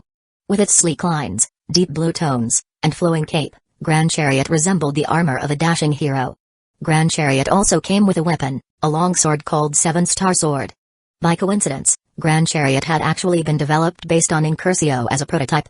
As a new generation armor-type imperial arm, Grand Chariot featured sturdier armor capable of resisting attacks from cursed blades and boasted superior close combat abilities, making it especially effective against Takom's Morass aim. In terms of performance and mobility, Grand Chariot also outclassed Incursio. However, it lacked the invisibility and evolution abilities of Incursio, and as a trade-off, it did not have the corrosive side effects that Incursio inflicted on its users. In short, each armor-type imperial arm had its own strengths and weaknesses. These two served as the foundation for the creation of a third armor. Frost Knight. Wielded by Wood. Frost Knight combined the features of both Incursio and Grand Chariot. In terms of durability and performance, Frost Knight matched Grand Chariot, having been constructed with large amounts of rare metals. But simply using rare metals would have made the Imperial arm lose the evolving and invisibility abilities of Incursio. To address this, the craftsman added materials from the super dangerous ice dragon Skaza, a creature as powerful as Tyrant. Thus, the third armor-type Imperial arm, Frost Knight, was born. As for why a fourth, stronger armor was never made, there was a reason for that. Though Frost Knight was an incredible creation, it lived up to its name. Demonic Advent, Frost Knight. Almost everyone who wore it ended up dead. While there were users compatible with the Imperial arm, the side effects were simply too severe. Power always comes with a price. The craftsmen poured their hearts into creating Frost Knight, but the armor's side effects were even worse than Incursio's, freezing the blood of its users until they became ice statues within minutes. Even the strongest men could not endure Frost Knight for more than 3 minutes. Despite its immense power, no one could use it, so it was sealed away. The Empire, furious at wasting resources on an unusable weapon, executed several craftsmen in anger. Since then, no one dared attempt to create a fourth armor-type Imperial arm. In many ways, Frost Knight was similar to Asdeath's Demon Extract, a weapon of immense power that only a select few could wield. Like Asdeath, who drank Demon Extract and survived, Wood was able to use Frost Knight due to his incredible physique and resistance to ice-based powers. The names of these weapons were not given lightly. Both Frost Knight and Demon Extract evoked dread and danger from their very names. Wave's Grand Chariot sounded impressive too, though it was more a translation issue. Its alternative name was simply Seven Star Sword. As the two armor-clad warriors clashed, white and blue figures danced in the confined space. Every collision of fists, feet, and weapons caused the floors and walls around them to crack. Meanwhile, Akam, Susanoo, and Leon, having received Chelsea's signal, swiftly eliminated the mansion's guards and engaged Kiram and the others. Tatsumi, leave this guy to me. Don't forget. You have a more important task. Watching Tatsumi and Wave's fierce battle, Leon intervened, punching Wave so hard that he crashed into a nearby wall. Hearing Leon's words, Tatsumi suddenly remembered his critical mission. Yes, with all the commotion in the mansion, Asdeath would surely respond. His task was to stall Asdeath at all costs. If she arrived before they freed Wood, their entire operation would be doomed. Tatsumi, are you planning to run? Shouted Wave, standing amidst the rubble. Wave, we'll settle this fight another time. I have a more urgent task now. Next time we meet, I'll defeat you and prove that what I'm doing is right. Leaving these words, Tatsumi shot out of the room without hesitation. Wave tried to chase him, but Leon's fist came flying at him, forcing him to block. Trying to bully one of our rookies? Not on my watch, kid. If you think you can keep your promise to meet Tatsumi again, you'll have to get through me first. With that, Leon lunged at Wave, and their fight began. Elsewhere, Susanoo was fighting both Run and Bowls. As a biological Imperial arm, Susanoo had an incredible regeneration ability, able to recover as long as his core remained intact. His overwhelming strength allowed him to hold off both opponents without falling behind. But the fiercest battle was between Akam and Kiram, the estranged sisters. Akam, filled with guilt, held back, while Kiram, consumed by resentment, fought to kill. When they were children, both were sold to the Empire and trained as assassins. Akam became one of the Elite Seven, while Kiram, deemed inadequate, was forcibly enhanced with drugs, leaving her dependent on them. Kiram's hatred stemmed not from Akam's betrayal of the Empire but from Akam leaving her behind. Akam, however, had done so out of love, not indifference. She didn't want her sister to face the dangers of rebellion. But Kiram didn't understand this, believing Akam's actions were abandonment. Her desire for revenge burned brightly. Kiram's March of the Dead, Yatsufusa, capable of animating up to 8 corpses as puppets, was nearly a perfect counter to Akam's Morass aim, which relied on its cursed one-hit kill ability. Useless against Kiram's undead puppets. Chapter 426, The Wrath of Asdeath. The puppets controlled by March of the Dead, Yatsufusa perfectly retained their combat abilities from life and could even act autonomously. Although the number of puppets directly weakened Kiram's own strength, there was no denying that Yatsufusa was a tremendously powerful Imperial arm. If Kiram could obtain the corpses of both Wood and Asdeath, even without any Imperial arms, she could potentially become the strongest being in this world. Of course, that was purely hypothetical. With the sheer strength of individuals like Wood and Asdeath, the odds of Kiram defeating them were slim to none. Even now, the puppets Kiram controlled with Yatsufusa were far from ordinary characters, not Tralla, a childhood friend of Akam and Kiram, and a fellow assassin in their unit. He was incredibly skilled and now serves to protect Kiram during combat. Doya, a northern tribal assassin skilled in dual-wielding pistols. While confident in life, she was crying and screaming when Kiram killed her. Wall, a renowned bodyguard proficient in defensive techniques, killed by Kiram while protecting a client. Ape-Man, a super dangerous beast, lacking intelligence but immensely powerful. Enter, a survivor of a nomadic tribe who fell victim to Kiram's cunning traps. She claimed this was her proudest achievement. Rokegu, a former Imperial general and former colleague of Najenda. He was assassinated after his plans to defect to the Revolutionary Army were discovered. Death to Gul, a super dangerous beast used as material for crafting Imperial arms. This gigantic creature was found hibernating in a cave and killed by Kurum. Kaiser Frog, a massive amphibian dangerous beast with powerful digestive acids in its stomach. If anyone argued Kurum was the strongest Jaeger after Esdeath, few would disagree. A glance at her puppets reveals their extraordinary caliber. They were either super dangerous beasts, materials for crafting imperial arms, rare warriors from exotic tribes, or even a former imperial general. Before becoming puppets, each of them had been a major figure in their own right. Now, they were reduced to mere tools in Kurum's hands. Without considering the enhancement provided by her imperial arm, the individual strength of Kurum's puppets was comparable to the members of Night Raid or the Jaggers. If Kurum ignored her physical limitations, she could theoretically challenge the entire Night Raid alone. Beyond her puppets, one must not overlook Kurum herself. While not as strong as her sister Akam, she was still a formidable assassin. Her strength had been forcibly enhanced through drug injections. Unless decapitated or struck through the heart, even lethal injuries were unlikely to kill her. Summoning all her puppets at once placed a significant burden on Kurum, so she only summoned Natrala, Doya, and the super dangerous beast ape man to fight Akam. Faced with her younger sister, Akam was conflicted and hesitant to fight. In contrast, Kurum was determined to kill Akam and turn her into one of her puppets, allowing her to stay by Kurum's side forever, just like Natrala. Indeed, the remaining slot in Kurum's Yatsufusa was always intended for her sister, Akam. Under attack from both Ape Man and Doya, Akam struggled to defend herself. While directly attacking Kurum, the host, would have been the most effective strategy, Natrala protected her relentlessly, making it nearly impossible for Akam to break through. As the battle dragged on, Akam grew increasingly anxious. The longer this fight continued, the worse it would be for them. After all, this was the Imperial capital, not their home turf. Who knew how long Tatsumi could hold off Esdeath? And if the other two Jaggers, Saru and Dr. Stylish, arrived, their situation would become even more dire. Akam, come over here. Wood's voice called out. Though she wasn't sure what he had planned, Akam trusted her ally deeply. Without hesitation, she made her way to Wood. Seeing this, Kurum, who had been calm and collected, began to panic. She had great confidence in Yatsufusa, but she had also witnessed the earlier battle between Wood and Esdeath. Even in her arrogance, Kurum knew she couldn't defeat Wood. If he were freed, even her entire puppet army might not stand a chance. When Akam moved toward Wood, Kurum ordered Ape Man to intercept her. What Kurum didn't expect was that just as Ape Man's massive body was about to block Akam, a large chain suddenly wrapped around Ape Man's ankle. With a powerful burst of strength, Wood, who was still restrained by chains, pulled the chain taut with his legs. Roar! The chain tightened around Ape Man's ankle, and to the shock of both Kurum and Akam, the massive super dangerous beast, easily weighing several dozen tons, was yanked off its feet and toppled to the ground. Stop staring. Cut this chain for me. Wood shouted to the stunned Akam. His words snapped Akam out of her shock. She immediately raised her blade, Morass aim, and slashed at the chain now lying before her. Though the chains binding Wood were incredibly thick, they were no match for the sharpness of Morass aim. With a crisp clang, one of the chains binding Wood's leg was severed. As Akam prepared to cut the chain on Wood's other leg, Kurum, along with Natrala, rushed forward, wielding Yatsufusa.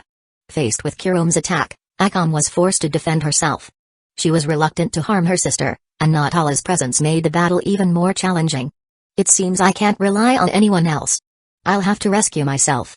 Wood muttered in frustration, glancing at the remaining chains anchoring him to the walls. Fortunately, with one leg freed, he now had more mobility. Using his freed right leg as a pivot, Wood stomped on the ground with tremendous force, creating a large crater. Arghh. Wood pulled with his left leg, causing the chain binding it to stretch taut. The wall-mounted spike securing the chain began to creak and groan under the strain. With one final burst of effort, the spike embedded in the wall was ripped free, flying out like a cannonball and leaving a deep hole in the floor. Now with both legs freed, Wood wasted no time and began pulling at the chains around his neck. Though the process was painful and caused brief choking sensations, he repeated the action several times until the spike anchoring the chain was finally torn free. Having broken free of the outer cage and several chains, Wood regained basic mobility. However, when he tried to use his full strength to break the remaining chains wrapped tightly around his body, he found himself at an impasse. These chains seemed different from the others. Each time Wood exerted force, it felt as though the chains absorbed his strength. Stop wasting time with them. I can feel Esdeath's presence getting closer. Just carry me out of here. If Esdeath gets here, none of us will escape. Wood shouted. Hearing this, Leon and Akam exchanged a glance before nodding. They both disengaged their respective opponents. Wave and Kurum. and regrouped. Susanoo knocked Bowles aside with his weapon, and Run, after hesitating for a moment, surprisingly chose to let them go. Taking advantage of this, Leon hoisted Wood onto her shoulders and dashed out of the mansion. Kurum and the others attempted to pursue them, but at that moment, a mysterious fire broke out across the mansion. A girl in Victorian attire, sucking on a lollipop, tossed a torch aside and disappeared into the onlookers. When Esdeath returned to her mansion, she found it engulfed in flames. With a wave of her hand, ice surged forth, extinguishing the fire instantly. Looking at the soot-covered members of the Jeggers, Esdeath's face was filled with anger. She could have arrived earlier, but Tatsumi had intercepted her, tricking her into going to a false battle location by claiming the fight had moved. Thinking she could outpace Tatsumi, Esdeath had rushed ahead, only to realize she had been deceived. By the time she returned, Wood and the others had long since escaped. Although none of the Jeggers had died, this first encounter between Nitrade and the Jeggers had been a clear loss for Esdeath's team. Not only had their prisoner, Wood, been rescued from under their noses, but her mansion had also been set ablaze. It was a direct insult and challenge to Esdeath. Previously, Esdeath had not taken Nitrade seriously, especially without Wood. But Najanda's carefully planned operation had now ignited Esdeath's competitive spirit. As the Jeggers bowed their heads in apology, Esdeath said coldly, "There's no need to apologize. I understand the situation. No one could have anticipated that they would dare to disguise themselves as me.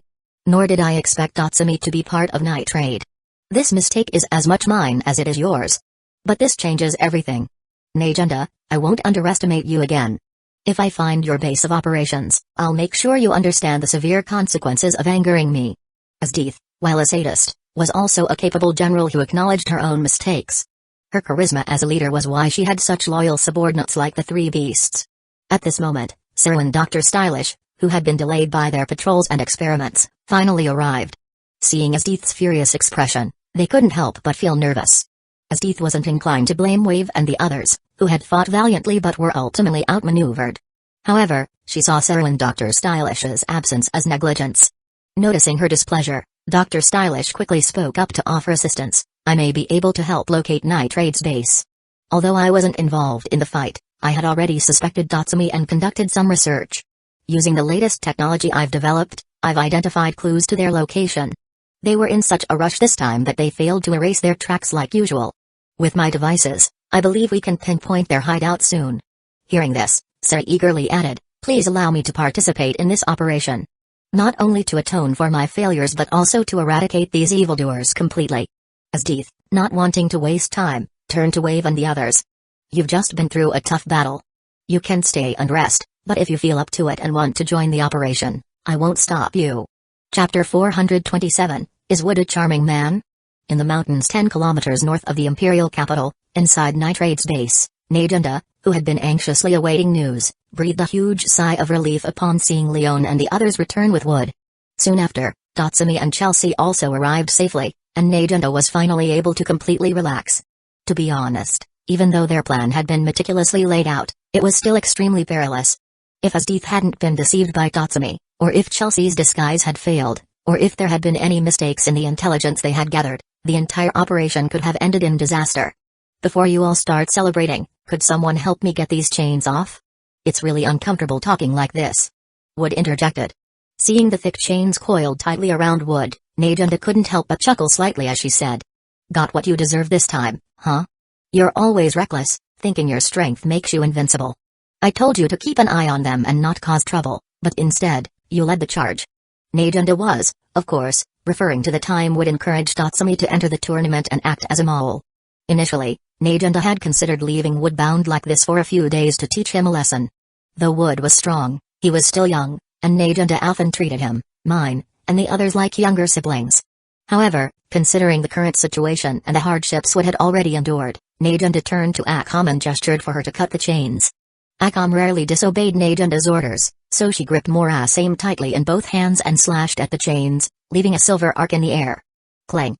The blade of Mora's aim struck the chains, producing a sharp metallic sound that echoed through the room.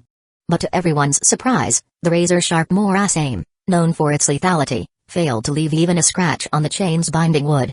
Mora's aim was one of the sharpest blade-type Imperial arms, and Akam herself was known for her incredible strength. Logically, any ordinary chains would have been severed instantly under these conditions. Yet despite Akam's full-force strike, the chains remained completely intact. This was shocking. These chains are strange. Akam said. When Morasame touched them, it felt like most of my strength was absorbed. Hearing this, Wood suddenly remembered that when he had tried to break free earlier, most of his strength had also been absorbed by the chains. Now it was clear. This wasn't a coincidence. These chains weren't ordinary but seemed to have some unique properties capable of absorbing force. So these chains holding me must be some kind of imperial arm or something similar. Wood speculated. No. Najunda replied. The 48 known imperial arms have all been identified, and there's no record of chains with such properties. I suspect these might be Xing, which aren't tied to an imperial arms user but still possess unique effects. Xing, unlike imperial arms, were considered inferior artifacts. After the creation of the original imperial arms centuries ago, subsequent attempts to surpass them had failed. These lesser creations were dubbed Xing, a term meant to belittle them, and many were sealed away. Over time, some Xing resurfaced and were put to use. While not as powerful as imperial arms, they were still formidable weapons. Najunda suspected that the chains binding Wood were Xing called diamond shackles, capable of absorbing external force. Due to its limited use, primarily in restraint rather than combat, it had likely been overlooked as an artifact of lesser importance. So what do we do now? Leon asked. Wave mentioned that the keys to these chains are always kept on Esdeath herself.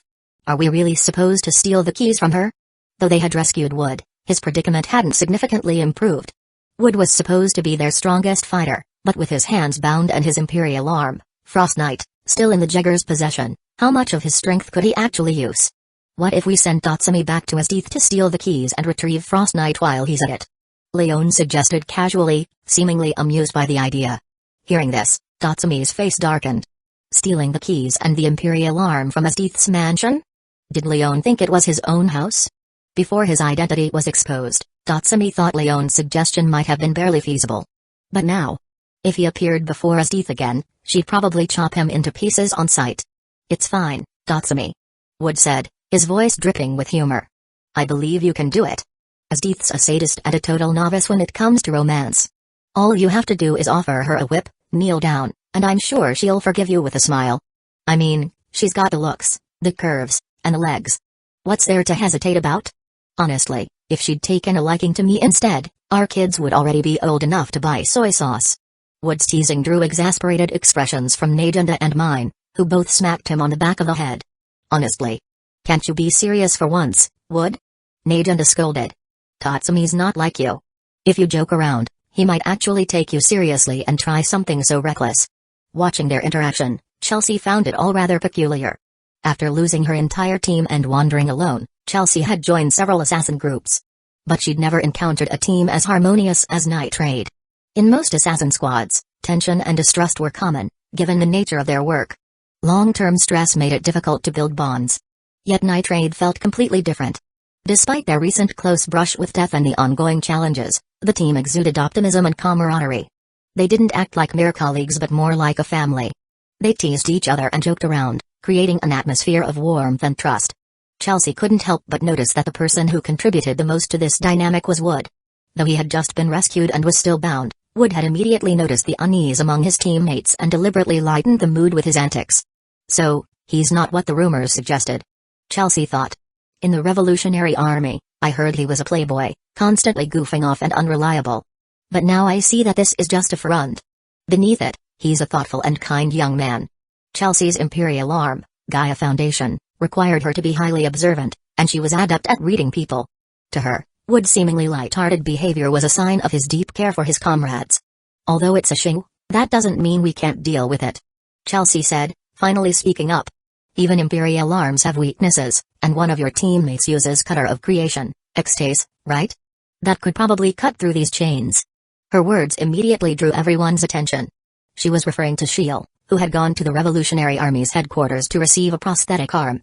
With Extase's unique ability to sever anything, it should have no trouble dealing with the chains. By the way, Wood said, curiosity sparkling in his eyes. Who are these new faces? This beautiful young lady and this strong-looking big guy. Are they our new comrades? Before Najunda could respond, Chelsea stepped forward and introduced herself. My name is Chelsea. My imperial arm is Gaia Foundation, which allows me to transform freely. I'm a member of Night Raid, and I look forward to working with you. Hearing Chelsea's formal introduction surprised everyone except Tatsumi. Until now, her attitude had been sharp-tongued and arrogant. When she first met Leon and the others, Chelsea had criticized their lack of discipline and mocked Leon's impulsiveness, which left a poor impression on Mine and Leon. But her current demeanor toward Wood was vastly different. Leon and Mine couldn't help but notice a hint of admiration in her eyes. Was this favoritism? Or had Chelsea known Wood previously? Chelsea quickly provided the answer herself. Before Wood could introduce himself, Chelsea interrupted, saying, "Mr. Wood, there's no need for introductions. I've already heard about you.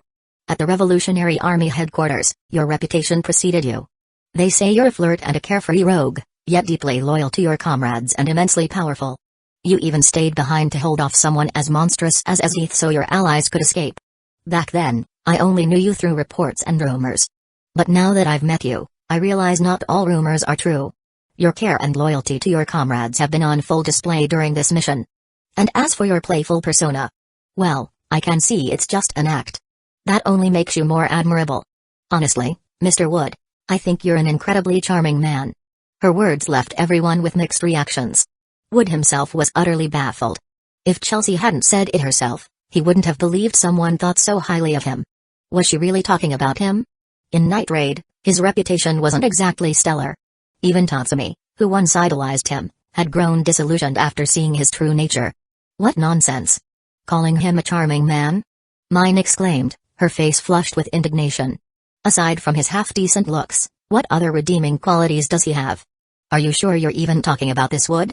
Mine's outburst amused Leon and Lubbock, who began to watch the drama unfold like eager spectators. Meanwhile, Tatsumi and Akam, both romantically inexperienced, stood confused, hoping someone would explain what was happening. Chelsea, seeing Mine's reaction, smiled knowingly and said, "Ah, I see. So you're my competition. But honestly, as a rival, you don't seem very challenging." As she spoke, Chelsea cast a glance at Mine's chest, her tone dripping with mockery. Realizing Chelsea's intent, Mine immediately exploded in anger, pulling out her imperial arm, pumpkin, and preparing to blast Chelsea into oblivion. "Alright, Chelsea, enough teasing Mine and Wood. Wood can take it, but Mine is the type to take things seriously." Najunda intervened, acting as the peacemaker. She figured Chelsea was just joking around, given her personality. Chapter 428, The Jeggers Attack, a full-scale battle. No, this time I'm serious. I'm not joking. Mr. Wood is truly a charming man, so I won't let go so easily. Chelsea was known for her mischievous nature, often teasing her companions and friends. But this time, she wasn't joking. To her, Wood genuinely was an incredibly charming individual.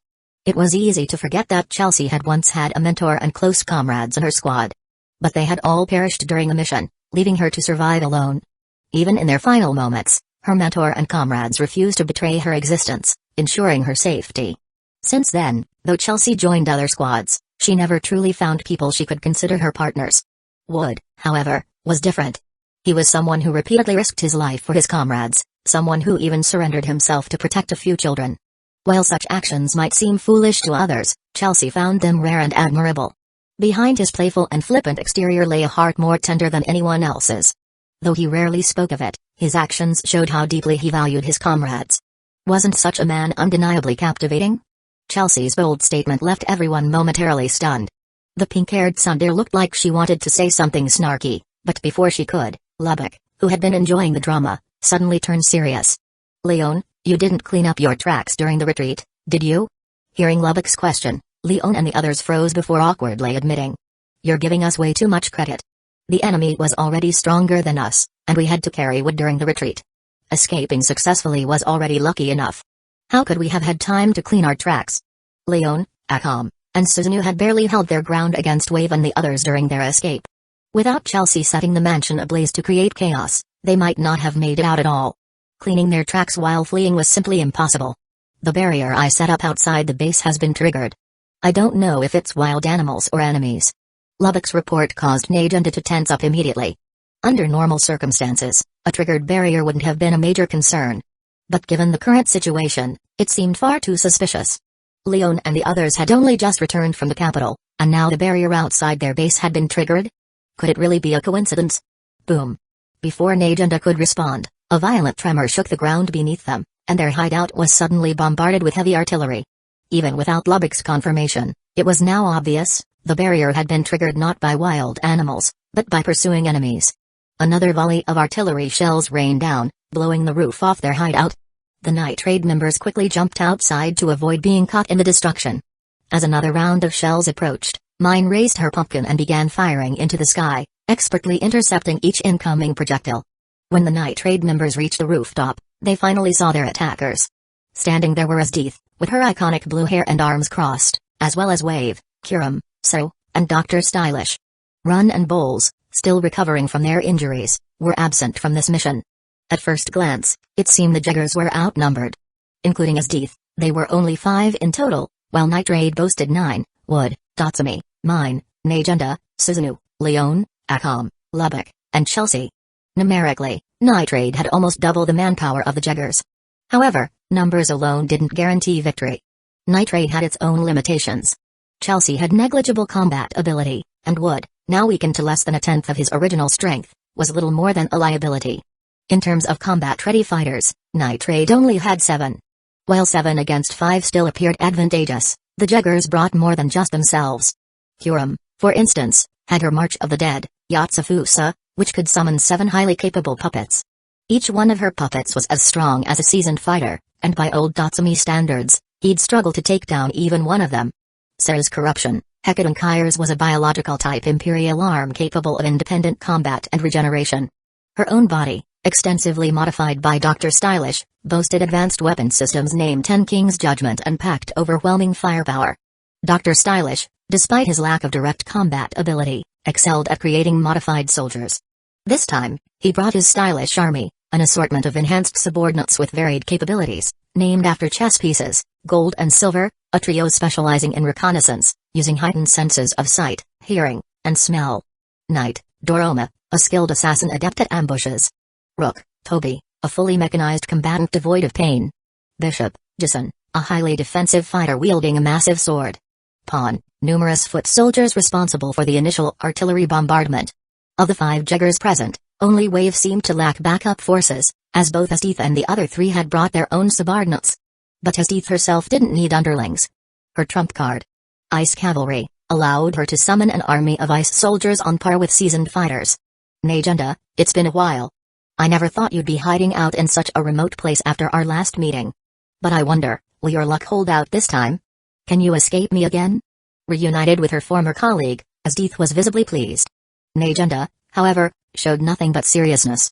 Glancing at Wood, she saw him shake his head bitterly, prompting her to issue her orders: don't engage them head-on. Look for opportunities to escape separately and regroup at the designated location. Clearly, Najenda's glance at Wood was to gauge whether he had the strength to hold off Asdith. If Wood could have done so, they might still have had a fighting chance. After all, while the enemy had superior numbers, Night Raid wasn't defenseless. But Wood's current state, with his hands bound and his Imperial arm missing, left him with less than a tenth of his original strength. Facing Asdith was out of the question. Merely surviving was a challenge. Without anyone to restrain Asdith, they had no chance of victory. Hence, Najenda chose to order a tactical retreat. Staying together would only get them captured in one fell swoop. Splitting up increased the odds of some escaping. The Jaggers and Night Raid represented opposing ideals. One for the Empire, the other for the Revolutionary Army. Even though some members were former friends, comrades, or even family, there was no room for sentiment. The battle erupted almost immediately. Wave confronted Datsumi, Kiram sought out Akam, and Sir initially targeted Mine. Mine, intent on avenging Shiel, was ready to face her. However, before she could act, Wood, despite his bound hands, bit onto her collar and dragged her away, flinging a green-haired Lubbock towards her instead. She's not your match. Lubbock's best at dealing with women. Leave her to him. Facing the crazed Sero, who reached into Hecaton Kyre's mouth to retrieve a weapon larger than herself, Lubbock shot a glare at his troublesome ally. Still, despite his grumbling, Lubbock dutifully engaged Sero, using Crosstail to bind her and drag her to a different battlefield. It was clear to anyone that the current situation wasn't favorable for Night Raid. Even if everyone attempted to escape separately, the survival odds for some members were incredibly slim. And among those with the lowest chances of survival was Wood's current trio. Chelsea might possess some assassination skills and show no hesitation when it came to killing, but her combat ability was barely above that of an ordinary person. Mine was a capable fighter, but as a sniper, she required protection in a retreat scenario. Without cover, her abilities couldn't be utilized to their fullest potential. As for Wood, in his weakened state with only a fraction of his original strength, he could potentially handle ordinary foot soldiers but stood no chance against a member of the Jaggers. Meanwhile, Wave and Tatsumi clashed in an intense battle of armored combat, the two Imperial Arm users showcasing their strength and skill. Akam and Kurom engaged in a fierce sibling rivalry, one fighting for her comrades and the other for her own twisted resolve. Lubbock faced the frenzied Seru, employing his trademark binding techniques against her mechanical enhancements.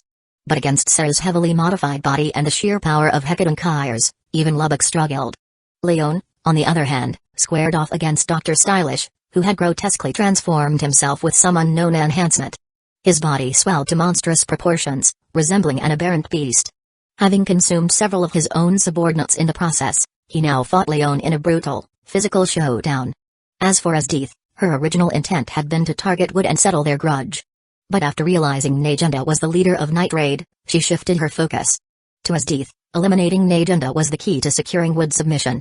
Wood, meanwhile, couldn't help but marvel at Najenda's prowess. Despite her usual claims of being weak, she displayed remarkable hand-to-hand combat skills, rivaling even Leon.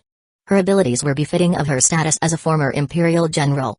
In addition, Najenda's new biological type Imperial Arm, Susanoo, far exceeded Wood's expectations. During the mission to rescue him, Susanoo had already demonstrated his strength, holding off two Jaggers simultaneously. His combat capabilities rivaled those of the late Bullet. But what Wood hadn't anticipated was that Susanoo's power still had untapped potential. When Najenda activated his secret technique, Manifestation of Calamity. By sacrificing a portion of her own life force, Susanoo's strength temporarily surged to a level capable of matching Asdeath. Now, Susanoo's appearance had transformed drastically. His upper clothing had been shredded by the immense power radiating from him, revealing bulging muscles and a massive red magatama embedded in his chest. The magatama served as the core of his berserk state, drawing on Najenda's life force to fuel his overwhelming strength. In his berserk form, Susanoo wielded three divine techniques: Hidden Rain Village no more Akamo Sword, a colossal spiritual blade with devastating offensive power. Yet a mirror, a reflective defense that could repel attacks. Yasucani Magatama, a technique that enabled high-speed mobility, making him nearly untouchable. With his combined offensive, defensive, and regenerative abilities as a biological type Imperial Arm, Susanoo in this state was akin to an unstoppable war god. However, such immense power came at a cost. The Manifestation of Calamity technique could only be used 3 times in a user's lifetime, as each activation consumed a significant portion of the user's life force. After 3 uses, the user would die. To hold off Asdeath, Najenda had already sacrificed enough life force for 2 uses of the technique in this single battle. Under Susanoo's onslaught, Asdeath found herself momentarily on the defensive. The towering warrior's Hidden Rain Village no more Akamo Sword slashed through the air, forcing Asdeath to evade with rapid precision. Asdeath retaliated with a powerful strike, slicing off one of Susanoo's arms. But as long as his core remained intact, Susanoo's biological regeneration kicked in, and the severed arm regrew within moments. Chapter 429, Wood's relentless advantage. Taking unable to locate the core of Susanoo's body in a short period, Asdeath tried using her Imperial Arm's power to freeze him. However, in his berserk state, Susanoo's Yata mirror ability could deflect Asdeath's ice attacks. She considered bypassing Susanoo to directly kill Najenda, his master. Yet Susanoo's 8-span mirror ability, a high-speed movement technique akin to teleportation, rivaled Asdeath's own speed and perhaps even surpassed it. How interesting. A soulless construct is rarely capable of sparking such genuine intrigue. Had I known the capital was this fascinating, I would have returned from the borderlands sooner. Compared to the weak and pitiful tribes out there, it's the enemies here that make my blood boil. That Asdeath spoke such words demonstrated Susanoo's strength had earned her recognition. Yet even facing a powerful foe like Susanoo, she saw him as merely worthy of acknowledgement, not a true rival. Susanoo's 3 abilities in his berserk state made him highly versatile. Combined with his regenerative capabilities as a biological type Imperial Arm, he was undeniably formidable. Yet such strength came at a cost. The power did not inherently belong to him but was granted through an extreme price paid by his user. Standing behind Susanoo, Najenda's labored breathing and pallid complexion betrayed her exhaustion. Asdeath, calm and composed, remarked, "Najenda, how much longer can your body sustain your Imperial Arm in battle? I must admit, this biological type arm, the strongest I've seen since Wood, is impressive. But the stronger the power, the heavier the toll. How much longer can you endure?" Najenda forced a wry smile. "Who knows? But I've managed to hold you back for now, haven't I?" Najenda had long been aware of the flaw Asdeath pointed out. Susanoo's ability to match Asdeath was temporary.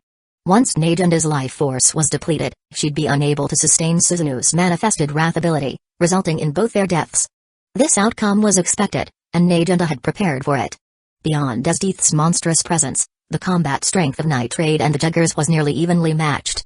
If Akam and the others focused on escaping, they could likely succeed, provided someone sacrificed themselves to keep Esdeath occupied. Nagenda had decided from the start that she would be the one to take on this sacrificial role. This wasn't about playing the hero. Given the current situation, she was the only one who could do it. If Wood had been in peak condition, this task would naturally have fallen to him. But with his strength reduced to a fraction, facing Esdeath was suicidal. Akam and Leon were strong, but their power paled compared to Esdeath. They couldn't buy enough time. Thus, Nagenda had to step up herself. "So, you've resolved to die here?" Esdeath observed with approval as she studied Nagenda's calm expression. Esdeath and Nagenda were old acquaintances, and Esdeath had often praised Nagenda as a passionate soul who could always remain cool in battle. Within the Empire, only a handful of people earned Esdeath's respect. Even the famous General Do, in her eyes, was merely a loyal fool. Compared to the scheming minister, she considered him less useful. The minister was at least a strategic villain, while Do was little more than a royal lapdog. Few individuals genuinely impressed Esdeath. Wood, with his valor, sense of honor, and adherence to personal principles, was one. Despite his lack of overwhelming power, Nagenda's sharp strategic mind and leadership earned her place among them. Taking the life of someone she admired left Esdeath feeling slightly conflicted. Yet her philosophy remained unchanged, only the strong survive. Nagenda had chosen to oppose her and lacked the strength to win. Her fate was inevitable. As the other members of Nitrade managed to draw their opponents away and begin their escape, Nagenda smiled faintly. She prepared to pour the last of her life force into Suzunu, ensuring his escape. Though her time as Suzunu's master was brief, Nagenda had never treated him merely as a tool. Despite being a biological type arm with no soul, Suzunu had chosen her after centuries of slumber. She felt a responsibility to reciprocate that trust. After contributing her life force a second time, Nagenda looked at Suzunu and issued her final command. "While you're still in your manifested wrath state, escape as quickly as you can. I don't know how much time I can buy, but with your 8-span mirror speed, you should reach safety before I fall." As an Imperial arm designed to protect, Suzunu was unwaveringly obedient, even to commands that led to his own death. Yet, for the first time, he defied this rule. Rejecting the life force Nagenda offered, Suzunu chose instead to burn his own. While Nagenda struggled to comprehend this anomaly, Suzunu picked her up and, with all his might, hurled her away. Esdeath moved to pursue Nagenda, only to be intercepted by Suzunu. In his eyes, she saw something impossible for an Imperial arm: determination. "It seems I underestimated you. You're not merely a hollow shell of power, you're a warrior with a soul." For a biological type arm to break the ironclad rule of obedience to its master and act on its own will. Fascinating. Let's see just how far your resolve can take you. Esdeath wanted to chase Nagenda, but the desperate and self-sacrificing Suzunu left her no choice but to focus on him. Thrown high into the air, Nagenda was caught by Lubbock's infinite crosstail. While most of Nitrade followed Nagenda's orders and prioritized escape, Lubbock had not. He knew her too well. From her expression, he could tell she intended to sacrifice herself. From the start, Lubbock had resolved not to leave. But circumstances had changed. Now that Nagenda was out of harm's way, Lubbock no longer entertained thoughts of dying alongside her. As Lubbock carried Nagenda to safety with his strings, a massive explosion erupted behind them. The ground trembled violently, and a towering mushroom cloud rose into the sky. The former Nitrade hideout had been obliterated, and Esdeath was caught at the epicenter. What just happened? How did they create such a massive blast? Chelsea, riding on Wood's back, voiced her shock at the distant explosion, its scale visible even from their position. "One of our comrades used their core to self-destruct in a bid to stop Esdeath," Wood explained. High-level fighters possessed sharp sensitivity to auras. Wood had clearly sensed Suzunu's energy vanish, indicating the sacrifice. Chelsea and Mine fell silent. Though they didn't ask who had perished, they already knew. After all, no ordinary human had a core capable of such an act. Only one member fit the criteria. Though Suzunu had been part of Nitrade for a short time, his selfless act left an indelible mark on every member's heart. Dwelling on this won't help. If you want revenge, we need to survive first. Anything less would waste his sacrifice," Wood said sharply, snapping Chelsea and Mine out of their sorrow. Now was not the time to grieve. Among Nitrade, Wood's group faced the greatest difficulty escaping. Blocking their path were not Jaggers but Dr. Stylish's stylish unit and several of Kirome's puppets summoned by March of the Dead. Had Wood been at full strength, these foes would have been trivial. But in his current state, with only his legs free and his hands bound, he was far from his peak. Even worse, Wood wasn't alone. He had two physically weak companions with him, Chelsea and Mine. Their physical abilities made solo escape impossible. Even if given a 10-minute head start, they would be caught easily. To escape quickly, Chelsea and Mine had no choice but to ride on Wood's back. An arrangement as awkward as it was necessary. Chelsea clung to Wood's waist, her legs wrapped tightly around him. Mine, being smaller, perched on Wood's shoulders, her thighs pressing against his cheeks. She occasionally fired shots from her pumpkin rifle to clear their path. Despite carrying two passengers, Wood moved with incredible speed. Chelsea and Mine experienced a dizzying rush unlike anything they'd felt before. Yet their escape was hampered by the sheer number of enemies, forcing Wood to dodge and weave constantly. A foul stench heralded danger from the side. Sensing the attack with his hockey, Wood leapt clear just as a glob of green liquid struck where they'd been, dissolving the rock instantly. "Hey, Wood. Can you not make such sudden moves? Or are you just taking advantage of me on purpose?" Mine complained angrily. Clutching pumpkin in her hands, Mine had nearly fallen during Wood's abrupt dodge.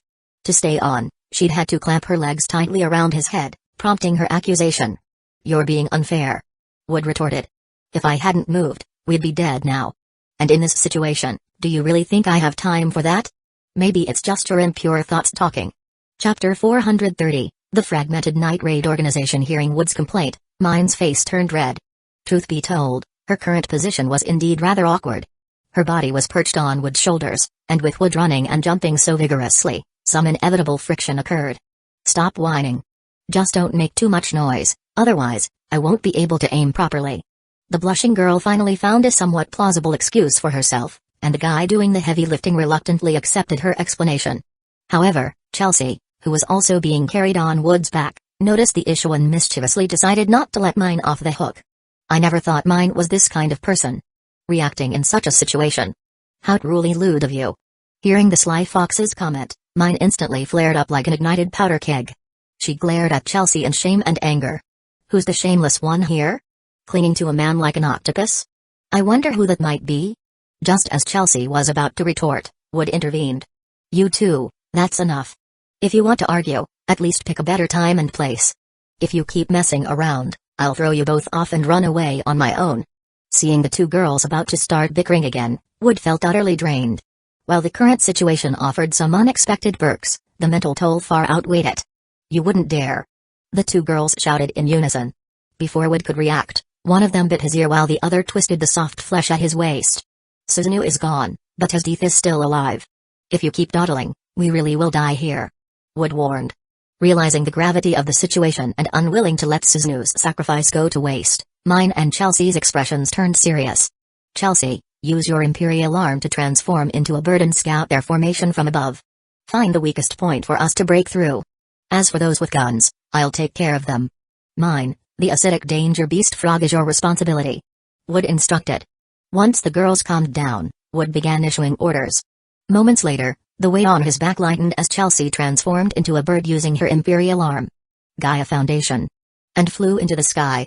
At nearly the same moment, Dr. Stylish's modified soldiers and the fully mechanized Toby deployed long-range weapons to snipe the airborne Chelsea.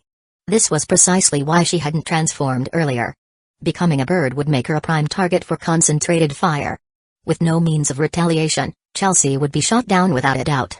Despite knowing the risks, Chelsea followed Wood's instructions without hesitation because she trusted her comrades and had faith in Wood. And her trust wasn't misplaced. Just as Dr. Stylish's soldiers aimed their weapons at Chelsea, Wood struck first, unleashing a series of slicing kicks. The high-speed kicks moved so quickly they created afterimages. Accompanied by piercing sounds, blue slashes resembling feathers flew from Wood's legs, shooting toward the Stylish squad. Using the Six Powers technique Tempest Kick, Wood's air slashes, while not as powerful as those from his blade, were more than enough to handle some grunts. Stylish's modified soldiers, while stronger than regular Imperial soldiers with advanced weapons and semi-mechanical bodies, couldn't withstand Wood's attacks. A large number of them fell in one swoop. Even Toby, the fully mechanized member of the squad, sustained several gashes inches deep from Wood's slashes. The acidic danger beast, Caesar giant frog, also tried to attack Chelsea in the air, but before it could act, a pink laser pierced through its open mouth, obliterating its body. Needless to say, the shooter was Mine. With her Imperial arm, Pumpkin. She released her pent-up emotions in a powerful shot, easily taking down the beast. With the threats neutralized, Chelsea quickly identified the weakest point in the enemy formation and signaled the escape route. However, just as she began descending, a sharp icicle shot toward her from an extreme distance. Sensing danger, Chelsea immediately cancelled her transformation, hoping her original body's weight would accelerate her free fall and help her evade the attack. But the icicle was too fast. Just as Chelsea thought she couldn't dodge it, a figure suddenly appeared in front of her. Spinning midair, Wood delivered a roundhouse kick that shattered the icicle. "I told you I'd take care of all the threats. I never break my promises," Wood declared as they descended. He reminded Chelsea to grab onto him during the fall. Still in shock, Chelsea instinctively clung to him, wrapping her arms around his neck. Boom. When Wood landed, the ground beneath him cracked like a spider web from the impact. Mine, waiting on the ground, saw the scene and couldn't help feeling jealous. Watching Chelsea cling to Wood with a blissful expression, she snapped. "Have you two hugged enough? Weren't you the one who said escaping was the priority? Now you're here flirting? You pervert. Which part of this looks like I'm hugging her?" Wood retorted, exasperated. "Do you see my arms free? I've been carrying both of you while fighting and running for my life. I'm beyond exhausted." Chelsea finally let go, landing on the ground with a smirk. "All right, enough bickering.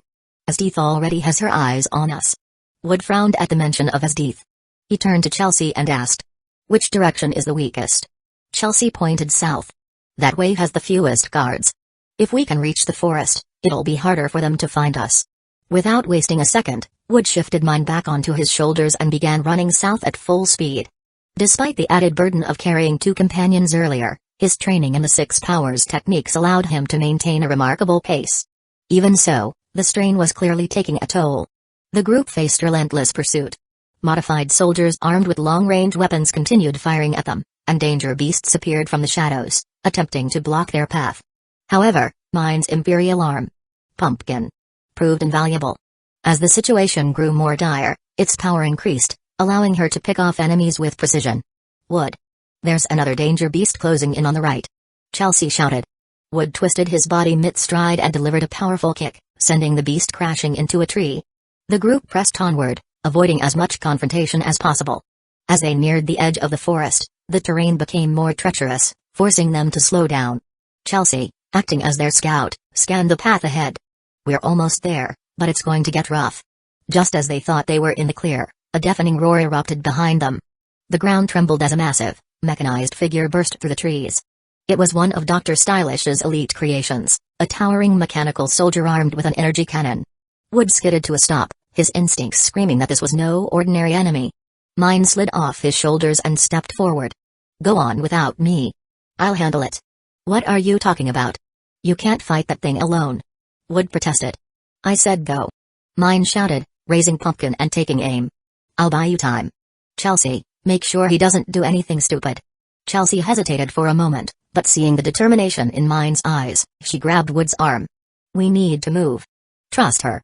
Before Wood could argue further, Chelsea tugged him forward, forcing him to continue southward. Behind them, Mine's voice echoed through the forest. "Come on, you hunk of junk. Let's see how tough you really are." A bright pink beam of energy shot from Pumpkin, striking the mechanical soldier square inches the chest. The explosion sent shockwaves through the forest, but the enemy continued its advance, its armored frame now glowing red-hot from the impact. Mine smirked, adjusting her stance. "Not bad, but I've got plenty more where that came from." Meanwhile, Wood and Chelsea finally broke through the edge of the forest, only to find themselves standing on the edge of a steep cliff. Below them was a raging river, its currents churning violently against the rocks. "Well, this is just great," Chelsea muttered. "Now what?" Wood scanned the area, calculating their options. "We jump." Chelsea's eyes widened. "Are you insane?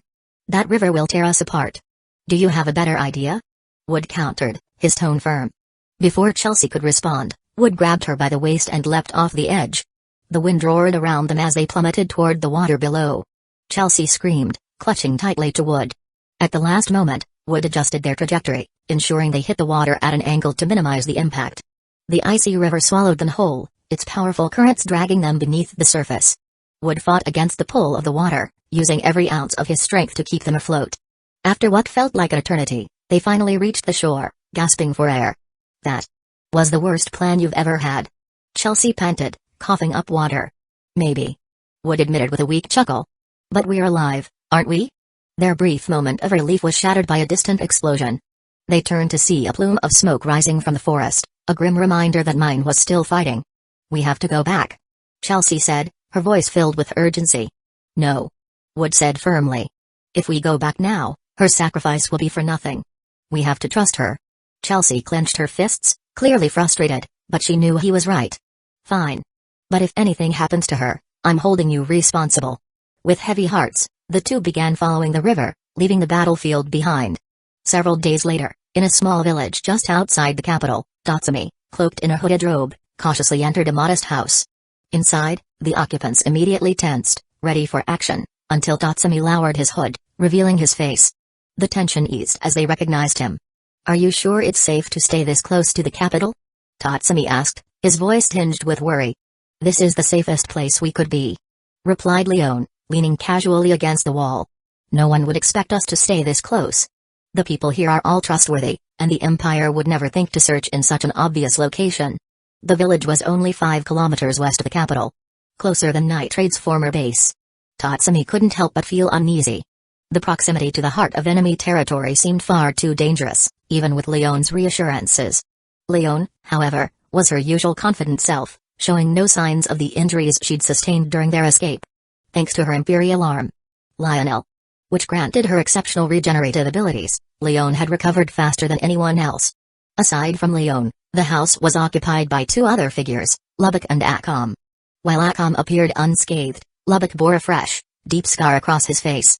Once a cheerful and laid-back member of the team, his demeanor had changed drastically. The scar, along with the loss of comrades, had left its mark on him. The cheerful boy they had known seemed to have disappeared, replaced by someone colder and more serious. The scar only added to his now intense and somber presence, making him seem almost unapproachable. The change in Lubbock's personality stemmed from the chaotic battle at their former base just days earlier. Susanoo had disobeyed Nagenda's orders to retreat, sacrificing himself to buy time for the others. He had self-destructed, hoping to take Asdeath down with him. The explosion had been massive, leveling everything within a kilometer. However, Asdeath had survived, though not unscathed. Despite the damage inflicted on her, Asdeath had quickly resumed her pursuit, targeting Lubbock and Nagenda as they tried to escape. During the chase, Nagenda had thrown herself in harm's way to save Lubbock from a fatal attack. The act cost her an arm and an eye. The blade that missed Lubbock's head instead grazed his face, leaving him with a scar and a permanent reminder of her sacrifice. When Lubbock finally managed to carry the gravely injured Nagenda to safety, Asdeath continued her relentless pursuit. Just when all hope seemed lost, 2 familiar figures appeared, Shiel, who had returned with a prosthetic arm, and Bullet, who everyone had thought dead. Shiel and Bullet joined forces with Lubbock, standing against Asdeath. Although the 3 were no match for her under normal circumstances, the injuries Asdeath had sustained from Susanoo's self-destruction gave them a fighting chance. Together, they managed to hold her off long enough to escape. Nagenda was now recovering at the Revolutionary Army headquarters, where doctors were working on creating prosthetic limbs and an artificial eye for her.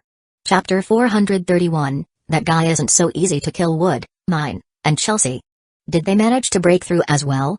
Seeing only Akam and a few others in the room, Tatsumi couldn't help but ask worriedly. "I've left plenty of signs around the old base's vicinity, but as you can see, only these people have made it here." Leon sighed as she replied to Tatsumi's inquiry. In truth, among the current members of Night Raid, everyone was most concerned about Wood and the others. The battle at their previous base had been intense, with nearly all members of the Jaggers deployed, along with henchmen who were either danger beasts or former Imperial generals. The ferocity of that battle had left Tatsumi and the others with no time to worry about the rest of their comrades. Under normal circumstances, given Wood's strength, no one would need to worry about him. However, his situation was far from ordinary. He had just been rescued and was still bound by the Tegu Kongu iron bind.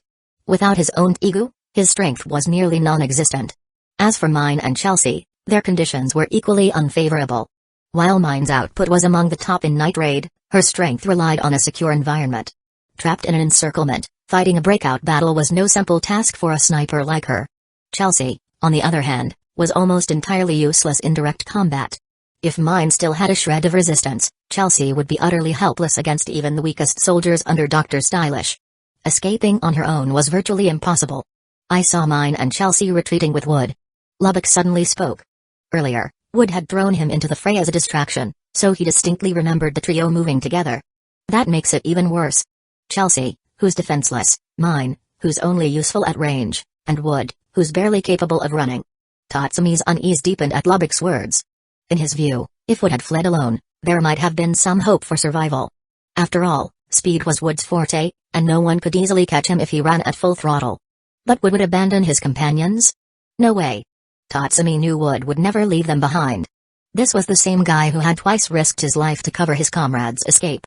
Yet, carrying Mine and Chelsea with him drastically lowered his chances of breaking through. It wasn't that Tatsumi held any grudge against Mine or Chelsea. If he were in Wood's shoes, he would have made the same decisions. Still, the trio's current predicament left everyone deeply worried. As cruel as it sounded, the group believed it would be better if at least one of them survived. Even if it was just Wood. If Mine and your new companion were with Wood, as you said, then they should be fine. Wood's abilities far exceed your imagination. As long as he's not completely dead, I'm confident he'll make it. Came a sudden male voice. Tatsumi turned to Lubbock in surprise, but the latter hadn't spoken. He was puzzled. Among the night raid members present, Lubbock was the only other male. Who else could it be? The voice, emanating from behind him, felt incredibly familiar, stirring memories within Tatsumi. Yet, the owner of that voice should already be Bullet. It's really you. You're alive? Am I dreaming? Or are you Bullet's twin brother? Hearing that familiar voice, Tatsumi spun around, disbelief etched on his face. Standing before him was the man he admired so deeply, with his unmistakable spiked hairstyle. Twin brother? Looks like Wood's antics have left you traumatized. Bullet laughed. It's been a while, Tatsumi. I'm sorry for deceiving you earlier, but it seems the result was worth it. You look much more like a real man now. Tatsumi, tears brimming in his eyes, threw himself into Bullet's arms. Bullet, what's going on? Weren't you fatally poisoned before? Even the guy who poisoned you died. How did you survive? Back then, Mine had confirmed Bullet's condition through her sniper scope, leaving no doubt. So how had Bullet survived a poison even its creator couldn't counter? It was Wood who saved me. Besides being an incredible fighter, he also has extraordinary healing powers. Bullet explained. That's why I said he's hard to kill. Even with his body weakened, he can unleash a life-burning technique akin to a Tegu's secret skill. With that, he should be able to help Mine and Chelsea break through. Lubbock nodded in agreement. Wood's always been cautious and full of surprises. As long as he's not facing his death, I'm not worried about him. Their faith in Wood's abilities was unshaken. In fact, while the others fretted over his safety, Wood might be enjoying himself elsewhere. Then why hasn't Wood regrouped with us? Tatsumi asked, still uneasy despite Bullet and Lubbock's reassurances. Maybe they didn't find Leon's signals, or perhaps they're recovering from injuries. They might even have their own plans. Lubbock speculated. He wasn't wrong. Wood and the others were safe. Not only that, but Wood's days had been surprisingly comfortable. Bound by the Tegu, he relied on Mine and Chelsea for his daily needs. Initially, Mine had been too shy to help, but Chelsea's nonchalant attitude spurred her into action. As a result, Wood found himself tended to by not one but two girls. Their absence from the rendezvous point wasn't intentional.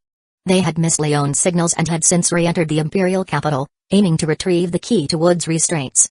Although the key had been under Esteth's control, she had deemed it unnecessary after Wood's escape and passed it to the Jaggers. Today, the key was in Bowles' possession. The plan to retrieve the key was now in motion.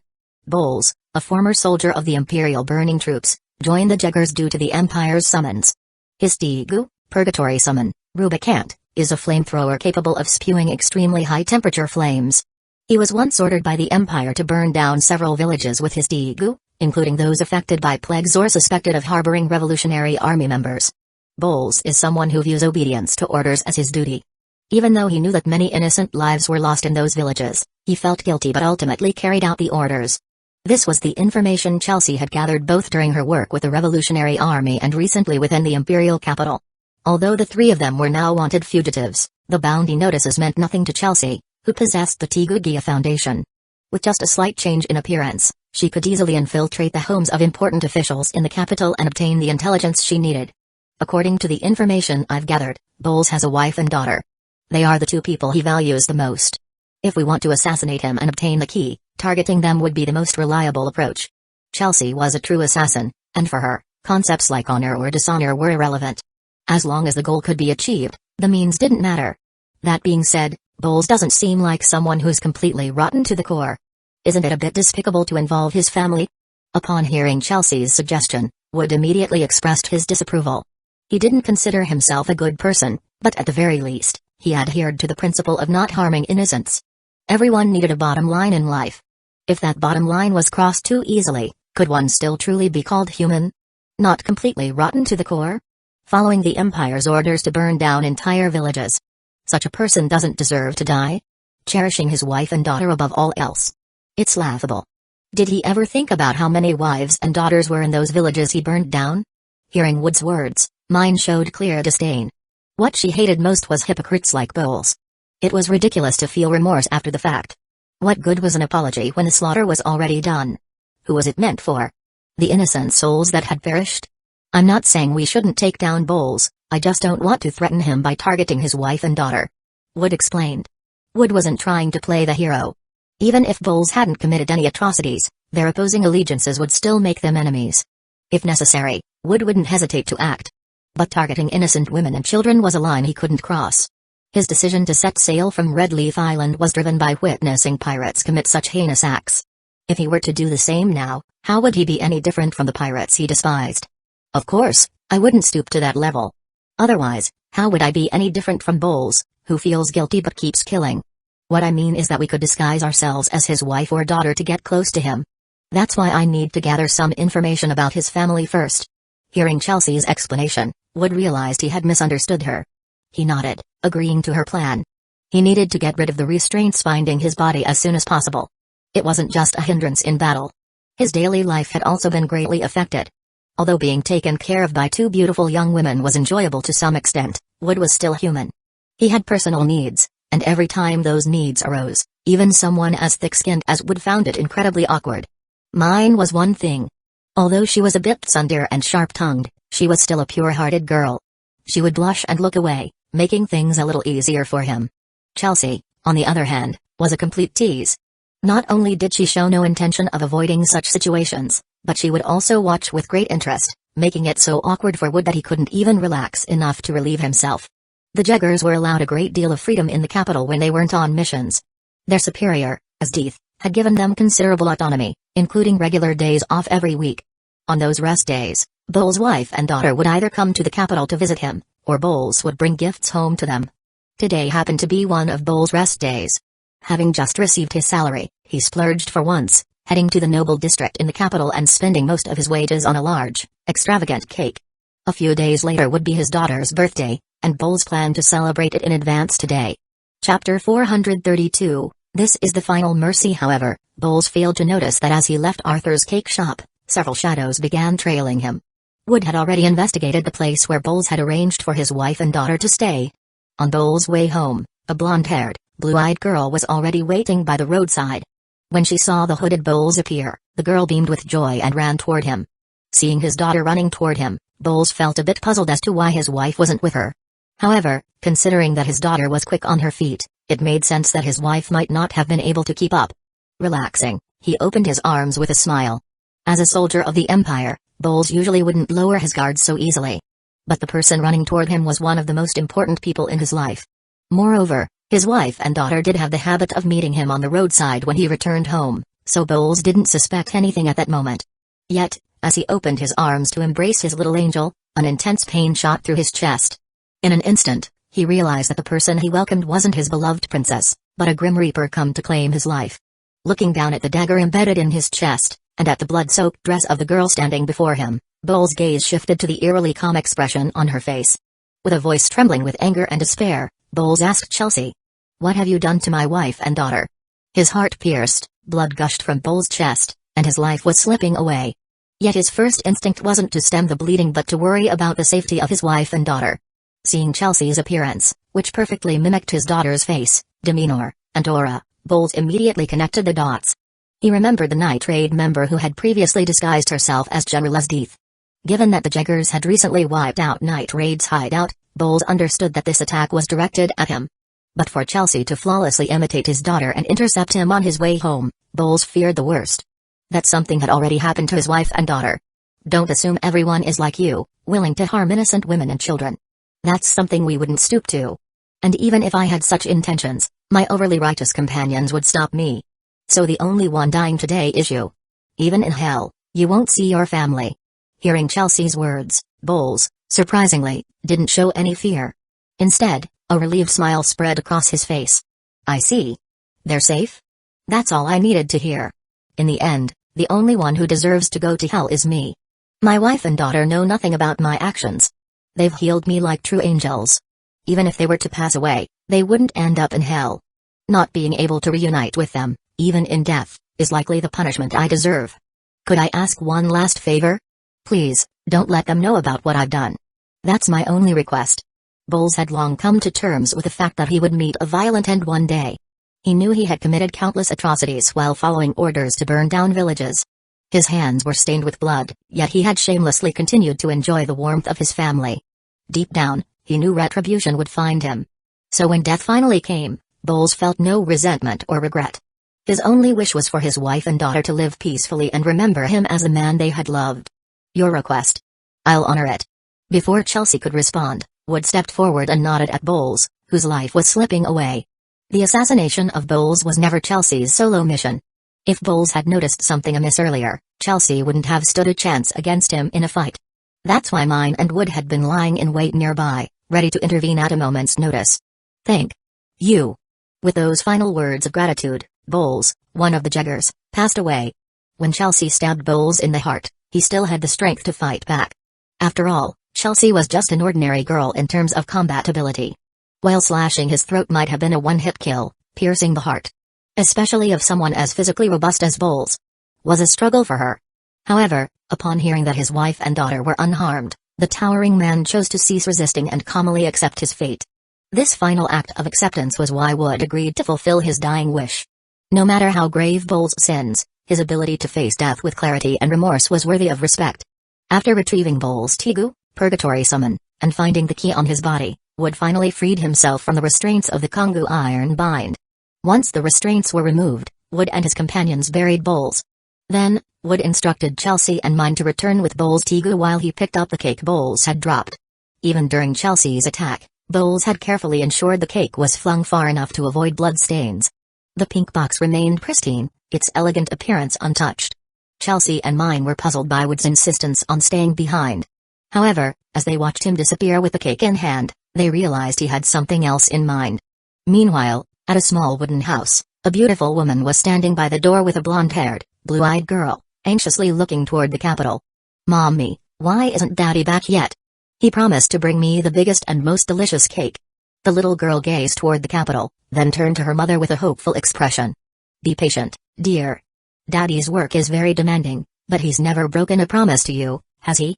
Although she comforted her daughter, the woman couldn't help but feel a pang of worry. Bowles was late, far later than usual. For some reason, unease had been creeping into her heart since earlier that evening. Not long after, a figure finally appeared in their line of sight. Unfortunately, it wasn't the man they had been waiting for but a polite, handsome young man with black hair. "Excuse me, are you Bowles' wife and daughter?" Hearing the unfamiliar young man's voice, Bowles' wife initially felt a bit cautious. However, his respectful demeanor and polite tone quickly reassured her that he didn't mean any harm. "Yes, we are Bowles' wife and daughter." "And you are?" "Madam, I'm one of Bowles' colleagues in the capital. Due to an emergency mission assigned by the higher-ups, Bowles won't be able to return as promised." Wood spoke calmly and with practiced politeness as he handed the neatly wrapped cake box to the little girl. "Before leaving, Bowles specifically asked me to deliver this cake to you on his behalf." The girl's face lit up with joy upon seeing the cake, but her expression quickly turned to disappointment when she heard her father wouldn't be home to celebrate with her. "You're Bowles' daughter, aren't you? Just like he said, you really are a beautiful angel. It may be a bit early, but let me say it anyway. Happy birthday." Hearing the young man's kind words, the girl shyly replied, "Thank you, big brother." The simple joy of a child quickly replaced her earlier disappointment. As she opened the box and saw the enormous cream cake inside, her unhappiness vanished entirely. Meanwhile, Bowles' wife noticed a fleeting moment of awkwardness in Wood's expression. Her instincts immediately told her that something was amiss. "Annie, be a good girl and take the cake inside. Mommy needs to have a word with this gentleman." The little girl didn't hesitate. Cheerfully carrying the cake into the house, she added, "Mommy, hurry up. If we wait too long, the cake won't taste as good." Forcing a smile to reassure her daughter, Bowles' wife turned back to Wood, her face now serious. "Mr. Wood, please be honest with me. What happened to my husband? If this was truly an emergency mission, he wouldn't have just sent you with the cake. He would have left a note or some explanation for me." Wood sighed. It was clear that Bowles' wife had already guessed the truth. It's unfortunate, but the truth is that your husband, Bowles, is dead. He was killed on his way home to see you and your daughter. Among those responsible, I was one of them. If you wish to hate me, I won't blame you. After all, we were on opposing sides. Enemies are enemies. And if you wish to seek revenge, know that I won't show mercy. Since the truth could no longer be hidden, Wood decided to lay everything bare. He believed Bowles' wife deserved to know. I knew it. Mr. Wood, you're with the Revolutionary Army, aren't you? Or perhaps you're an orphan from one of the villages my husband burned, seeking revenge? What surprised Wood was her reaction. While the news of Bowles' death caused her great sorrow, there was little hatred in her eyes. Bowles was a kind man. He often regretted becoming a soldier of the Empire. He hid his work from us to avoid worrying us, but how much could he really hide from someone who shared his bed every night? I knew he had done many terrible things, and he often spoke to me as if leaving his final words. Still, I never expected the state to come so suddenly. She sighed, her voice calm but heavy. I won't hate you, Mr. Wood, and I won't tell Annie the truth. This was my husband's wish, and as a mother, I don't want my daughter to be consumed by a cycle of revenge, throwing her life away for nothing. For you to personally deliver this cake, I can tell you have a kind heart. Bowles' sins have been repaid. Can we end things here? All I want now is to honor his wishes and raise my daughter properly. As she spoke, she humbly bowed before Wood, her gesture full of quiet dignity. I don't know what my husband may have done to you or your people, but I understand you were enemies. To spare us, however, is not something I expected. I can only thank you for your mercy. Wood shook his head. Madam, please raise your head. I never intended to harm you or your daughter. Even if you decide to hate me or seek revenge one day, so be it. Once you've chosen to act, you must also accept the consequences. I, too, am prepared to face them. Just as your husband was. But if I had truly meant harm, do you think you'd still be standing here now? With those words, Wood turned and began to leave. After a few steps, he stopped, seemingly remembering something. Bowles' grave is in the woods, 2 kilometers north of here. And if you want to keep your daughter safe, you'd best move soon. Without Bowles' protection, his old enemies, or even future members of the Revolutionary Army, may come looking for you. Not everyone will be as merciful as I am. Hearing his final words, Bowles' wife visibly trembled. Watching his departing figure, she bowed deeply again, her gratitude silent but profound. Chapter 433, The Fearless Brave? Oh, our knight in shining armor has returned. I was starting to wonder if, now that you've freed yourself from those restraints, you went off to reunite with some long-lost lover. Turns out you went to visit Bowles' wife and daughter. After resolving the situation with Bowles' wife and daughter, Wood felt much lighter at heart. Some might see his actions as foolish and unnecessary, but Wood didn't care. As long as it brought him peace of mind, he would do it. Mine and Chelsea hadn't left the area. Curious about Wood's unusual behavior, they had secretly followed him and witnessed his interaction with Bowles' wife and daughter. From Mine's perspective, Wood was far too soft-hearted. Killing Bowles but sparing his family was already generous by an assassin's standards. But Wood went further. Not only delivering the cake but also admitting to being the killer, leaving an open door for revenge. Judging by Bowles' wife's final attitude, she probably won't seek revenge. She seemed like a smart woman. In this chaotic world, she might be able to raise her daughter properly. But only if she follows your advice and relocates. Otherwise, if the Revolutionary Army overthrows the Empire, their fate as mother and daughter probably won't end well. Chelsea's sharp observational skills and keen understanding of human nature made her assessment clear. She had taken note of Bowles' wife's every word and action. Mine, however, didn't fully understand. Why would Bowles' family be in danger if the Revolutionary Army triumphed? From our standpoint, the Revolutionary Army seems like the force of justice. But in truth, no side in this world is absolutely just. Every faction acts with its own agenda. Who's to say the Revolutionary Army today won't become tomorrow's empire in a century or two? That's just the nature of humanity. Bowles was a member of the Jaegers and an elite of the Empire. If the Revolutionary Army succeeds, do you think its leaders will spare the families of the Empire's elites? Of course not. Even if those families are defenseless or entirely ignorant, the ruling powers would eliminate any potential threats at the root. We managed to gather Bowles' information. The Revolutionary Army, when they take over, will be able to do the same. That's why relocating is the wisest choice. Hearing Wood's explanation, Mine froze. As a member of Night Raid, her sole focus had been on toppling the corrupt and dark empire. She had never considered these broader implications. Ugh, dirty politics. So who are we even fighting for? Is what we're doing really meaningful? Wood's words shook Mine to her core, challenging the very foundation of her beliefs. For now, what we're doing is meaningful. At least the Revolutionary Army is better suited to rule this kingdom than the Empire. As for the future, that's none of our business.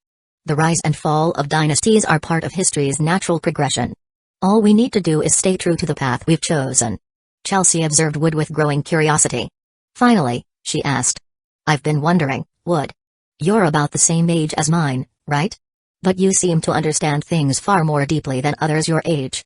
The way you speak and act is so mature, like you've experienced a lot in life. Wood chuckled, brushing off the compliment. You're exaggerating. Before joining Night Raid, I was the eldest son of a prominent family. It's only natural I'd have a broader perspective than most. Realizing he might have said too much, Wood quickly changed the subject. Meanwhile, on the other side of the battlefield, Tatsumi and his group had begun targeting other members of the Jaggers. With Bullet and Shield back, Night Raid had regained some of its strength. Their first targets were Dr. Stylish and the Yindir girl Saru. The reason for choosing these two was simple: Dr. Stylish and Saru rarely stayed at the Jaggers' base. Saru often patrolled various parts of the capital under the guise of justice, hunting down criminals. Dr. Stylish, on the other hand, conducted dangerous experiments in a laboratory outside the capital. In terms of pure combat strength, Night Raid couldn't hope to match the Jaggers. To level the playing field, Tatsumi and his comrades decided to take out their targets one by one. Using their mobility and assassination skills, they planned to eliminate the Jaggers members before Asdeath and the others could react. If a strike failed, they would retreat far away. When it came to stealth and assassination, the hastily formed Jaggers couldn't compare to the seasoned Night Raid. In Dr. Stylish's lab, Saru was watching a monitor displaying Tatsumi and Leon sneaking toward them. She turned to Dr. Stylish, who was typing rapidly on a computer. Mr. Stylish, are you sure about this? Night Raid consists of notorious criminals, but we can't deny their strength. They've escaped our clutches multiple times. They're clearly well prepared this time, and General Asdeath has been searching for them. Shouldn't we notify her? Dr. Stylish had known for some time that Night Raid was targeting him and Saru. His advanced surveillance equipment had revealed their approach long before. But instead of notifying Asdeath or the Jaggers, Dr. Stylish decided to handle things himself. If we call General Asdeath and the others, they'll wipe out Night Raid, sure. But that would diminish our contribution. With my latest research and your power, we can take them down now ourselves. Imagine the glory, Saru. Dr. Stylish was a narcissist who took immense pride in his creations. He was confident in his abilities and wanted to claim full credit for eliminating Night Raid. During the attack on Night Raid's hideout, Dr. Stylish had lost most of his Stylish squad. But Asdeath had rewarded him with new resources for locating the base. With these resources, Dr. Stylish created an even stronger Stylish squad. His greatest masterpiece was a fully mechanized boy wielding a blue longsword. If Tatsumi and his group saw this mechanical boy, they would be shocked. He bore a striking resemblance to Wood and wielded the Tegu god of calamity, Winter Night. This Tegu, like Asdeath's demon's extract, was too dangerous for ordinary people to wield. It had remained sealed because no user could withstand its extreme cold and side effects. But Dr. Stylish was clever. He realized that while human bodies had limits, a cyborg wouldn't suffer from cold or physical side effects. Using a death row prisoner as the base, Dr. Stylish modified the boy's body to create the ultimate weapon. He even erased the boy's mind and implanted Wood's combat techniques and strategies, collected from Wood's battle with Asdeath. The result was a perfect replica of Wood, albeit a mechanical one. Now, Dr. Stylish intended to test his creation by using it to crush Night Raid. When Tatsumi and Bullet reached Dr. Stylish's lab, they had been discussing their battle strategy, preparing for a stealthy assassination mission. However, much to their surprise, the laboratory doors opened automatically as they approached. Dr. Stylish, clad in his iconic white lab coat, glasses gleaming, walked out with an exaggerated flourish. Behind him was Saru, dressed in her Imperial Guard uniform, and a lifeless-looking black-haired boy. Welcome, members of Night Raid, to my humble laboratory. I've prepared a stage for your arrival and arranged the perfect opponent for you. So please, look forward to the show. Seeing Dr. Stylish and his companions standing openly before them, Tatsumi and Bullet knew their stealth approach had been detected. There was no point in hiding any longer. They stepped forward boldly, realizing they had been exposed from the beginning. What do we do now? Should we retreat? Tatsumi asked, his gaze fixed on Dr. Stylish's calm and confident demeanor. Tatsumi wasn't being cowardly, he had matured after many battles. Now, he understood the value of strategy and knew when to cut losses. If Dr. Stylish had anticipated their arrival and still dared to stand before them without calling for reinforcements, it could only mean one of three things: Dr. Stylish was bluffing to scare them off. He had already informed Esdeath and the Jeggers, stalling until reinforcements arrived.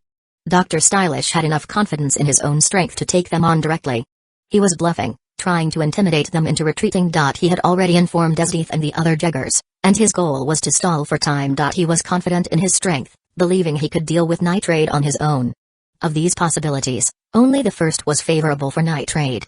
The second and third scenarios were both deeply problematic. That was why Tatsumi turned to the group for input. Thinking of leaving so soon? That won't do. If I let you walk away so easily, others might think I'm a poor host. If you want to leave, you'll have to leave something behind. Your heads, your lives. I'm not picky. Bullet had also considered retreating, but Dr. Stylish's words made it clear that leaving wouldn't be simple. Chapter 434, The Terrifying Strength of the Modified Wood. Clap, clap, clap. As the sound of Dr. Stylish's clapping echoed through the air, waves of modified soldiers surged from all directions, encircling Tatsumi and his group, who had been preparing to retreat. However, upon realizing that their opponents were merely these small fry modified soldiers, Tatsumi and the others couldn't help but feel their tension ease. Their opponents weren't members of the Jeggers or Esdeath. Thank goodness. While they didn't know what cards Dr. Stylish might have up his sleeve, they reasoned that, at best, he was just another Tegu user. On their side, even if they excluded the missing Wood and his team, as well as Najenda, who had returned to the Revolutionary Army headquarters, they still had Akam, Bullet, Lubbock, Leon, Shiel, and Tatsumi. 6 people in total. Dr. Stylish only had himself and Sarah as Tegu users. How could a 6-on-2 matchup possibly go wrong? Even if Dr. Stylish had his so-called stylish squad, Tatsumi had already experienced their level. Though superior to the average soldier, they fell far short of the standards of Night Raid or the Jeggers. Even without his Tegu, Bullet should easily handle those stylish squad members with his sheer strength. The ordinary modified soldiers were simply no match for Tatsumi and his team. Though they were numerous, their numbers dwindled rapidly as Tatsumi and the others cut them down like weeds. As the carnage continued, the mindset of Tatsumi's group began to shift. They started to believe that Dr. Stylish's previous confidence was nothing more than an act. With such a weak lineup, not only was stopping their retreat impossible, but even protecting his own life seemed like a tall order for Dr. Stylish. Even as his small army of underlings was steadily eradicated, Dr. Stylish remained calm and composed. But when Leon and Akam made a sudden dash to eliminate Dr. Stylish himself, he finally acted. Leon's punch was blocked by a massive, canine-like appendage from Sarah's Tegu, while Akam's morass aim was intercepted by a hollow-eyed, black-haired boy wielding a long blade. When Leon's attack was halted, Shiel, armed with ecstase, stepped forward. Her plan to cleave the canine Tegu in two was interrupted by several bullets that came flying at her eyes from tricky angles, forcing Shiel to use her massive scissors to block them.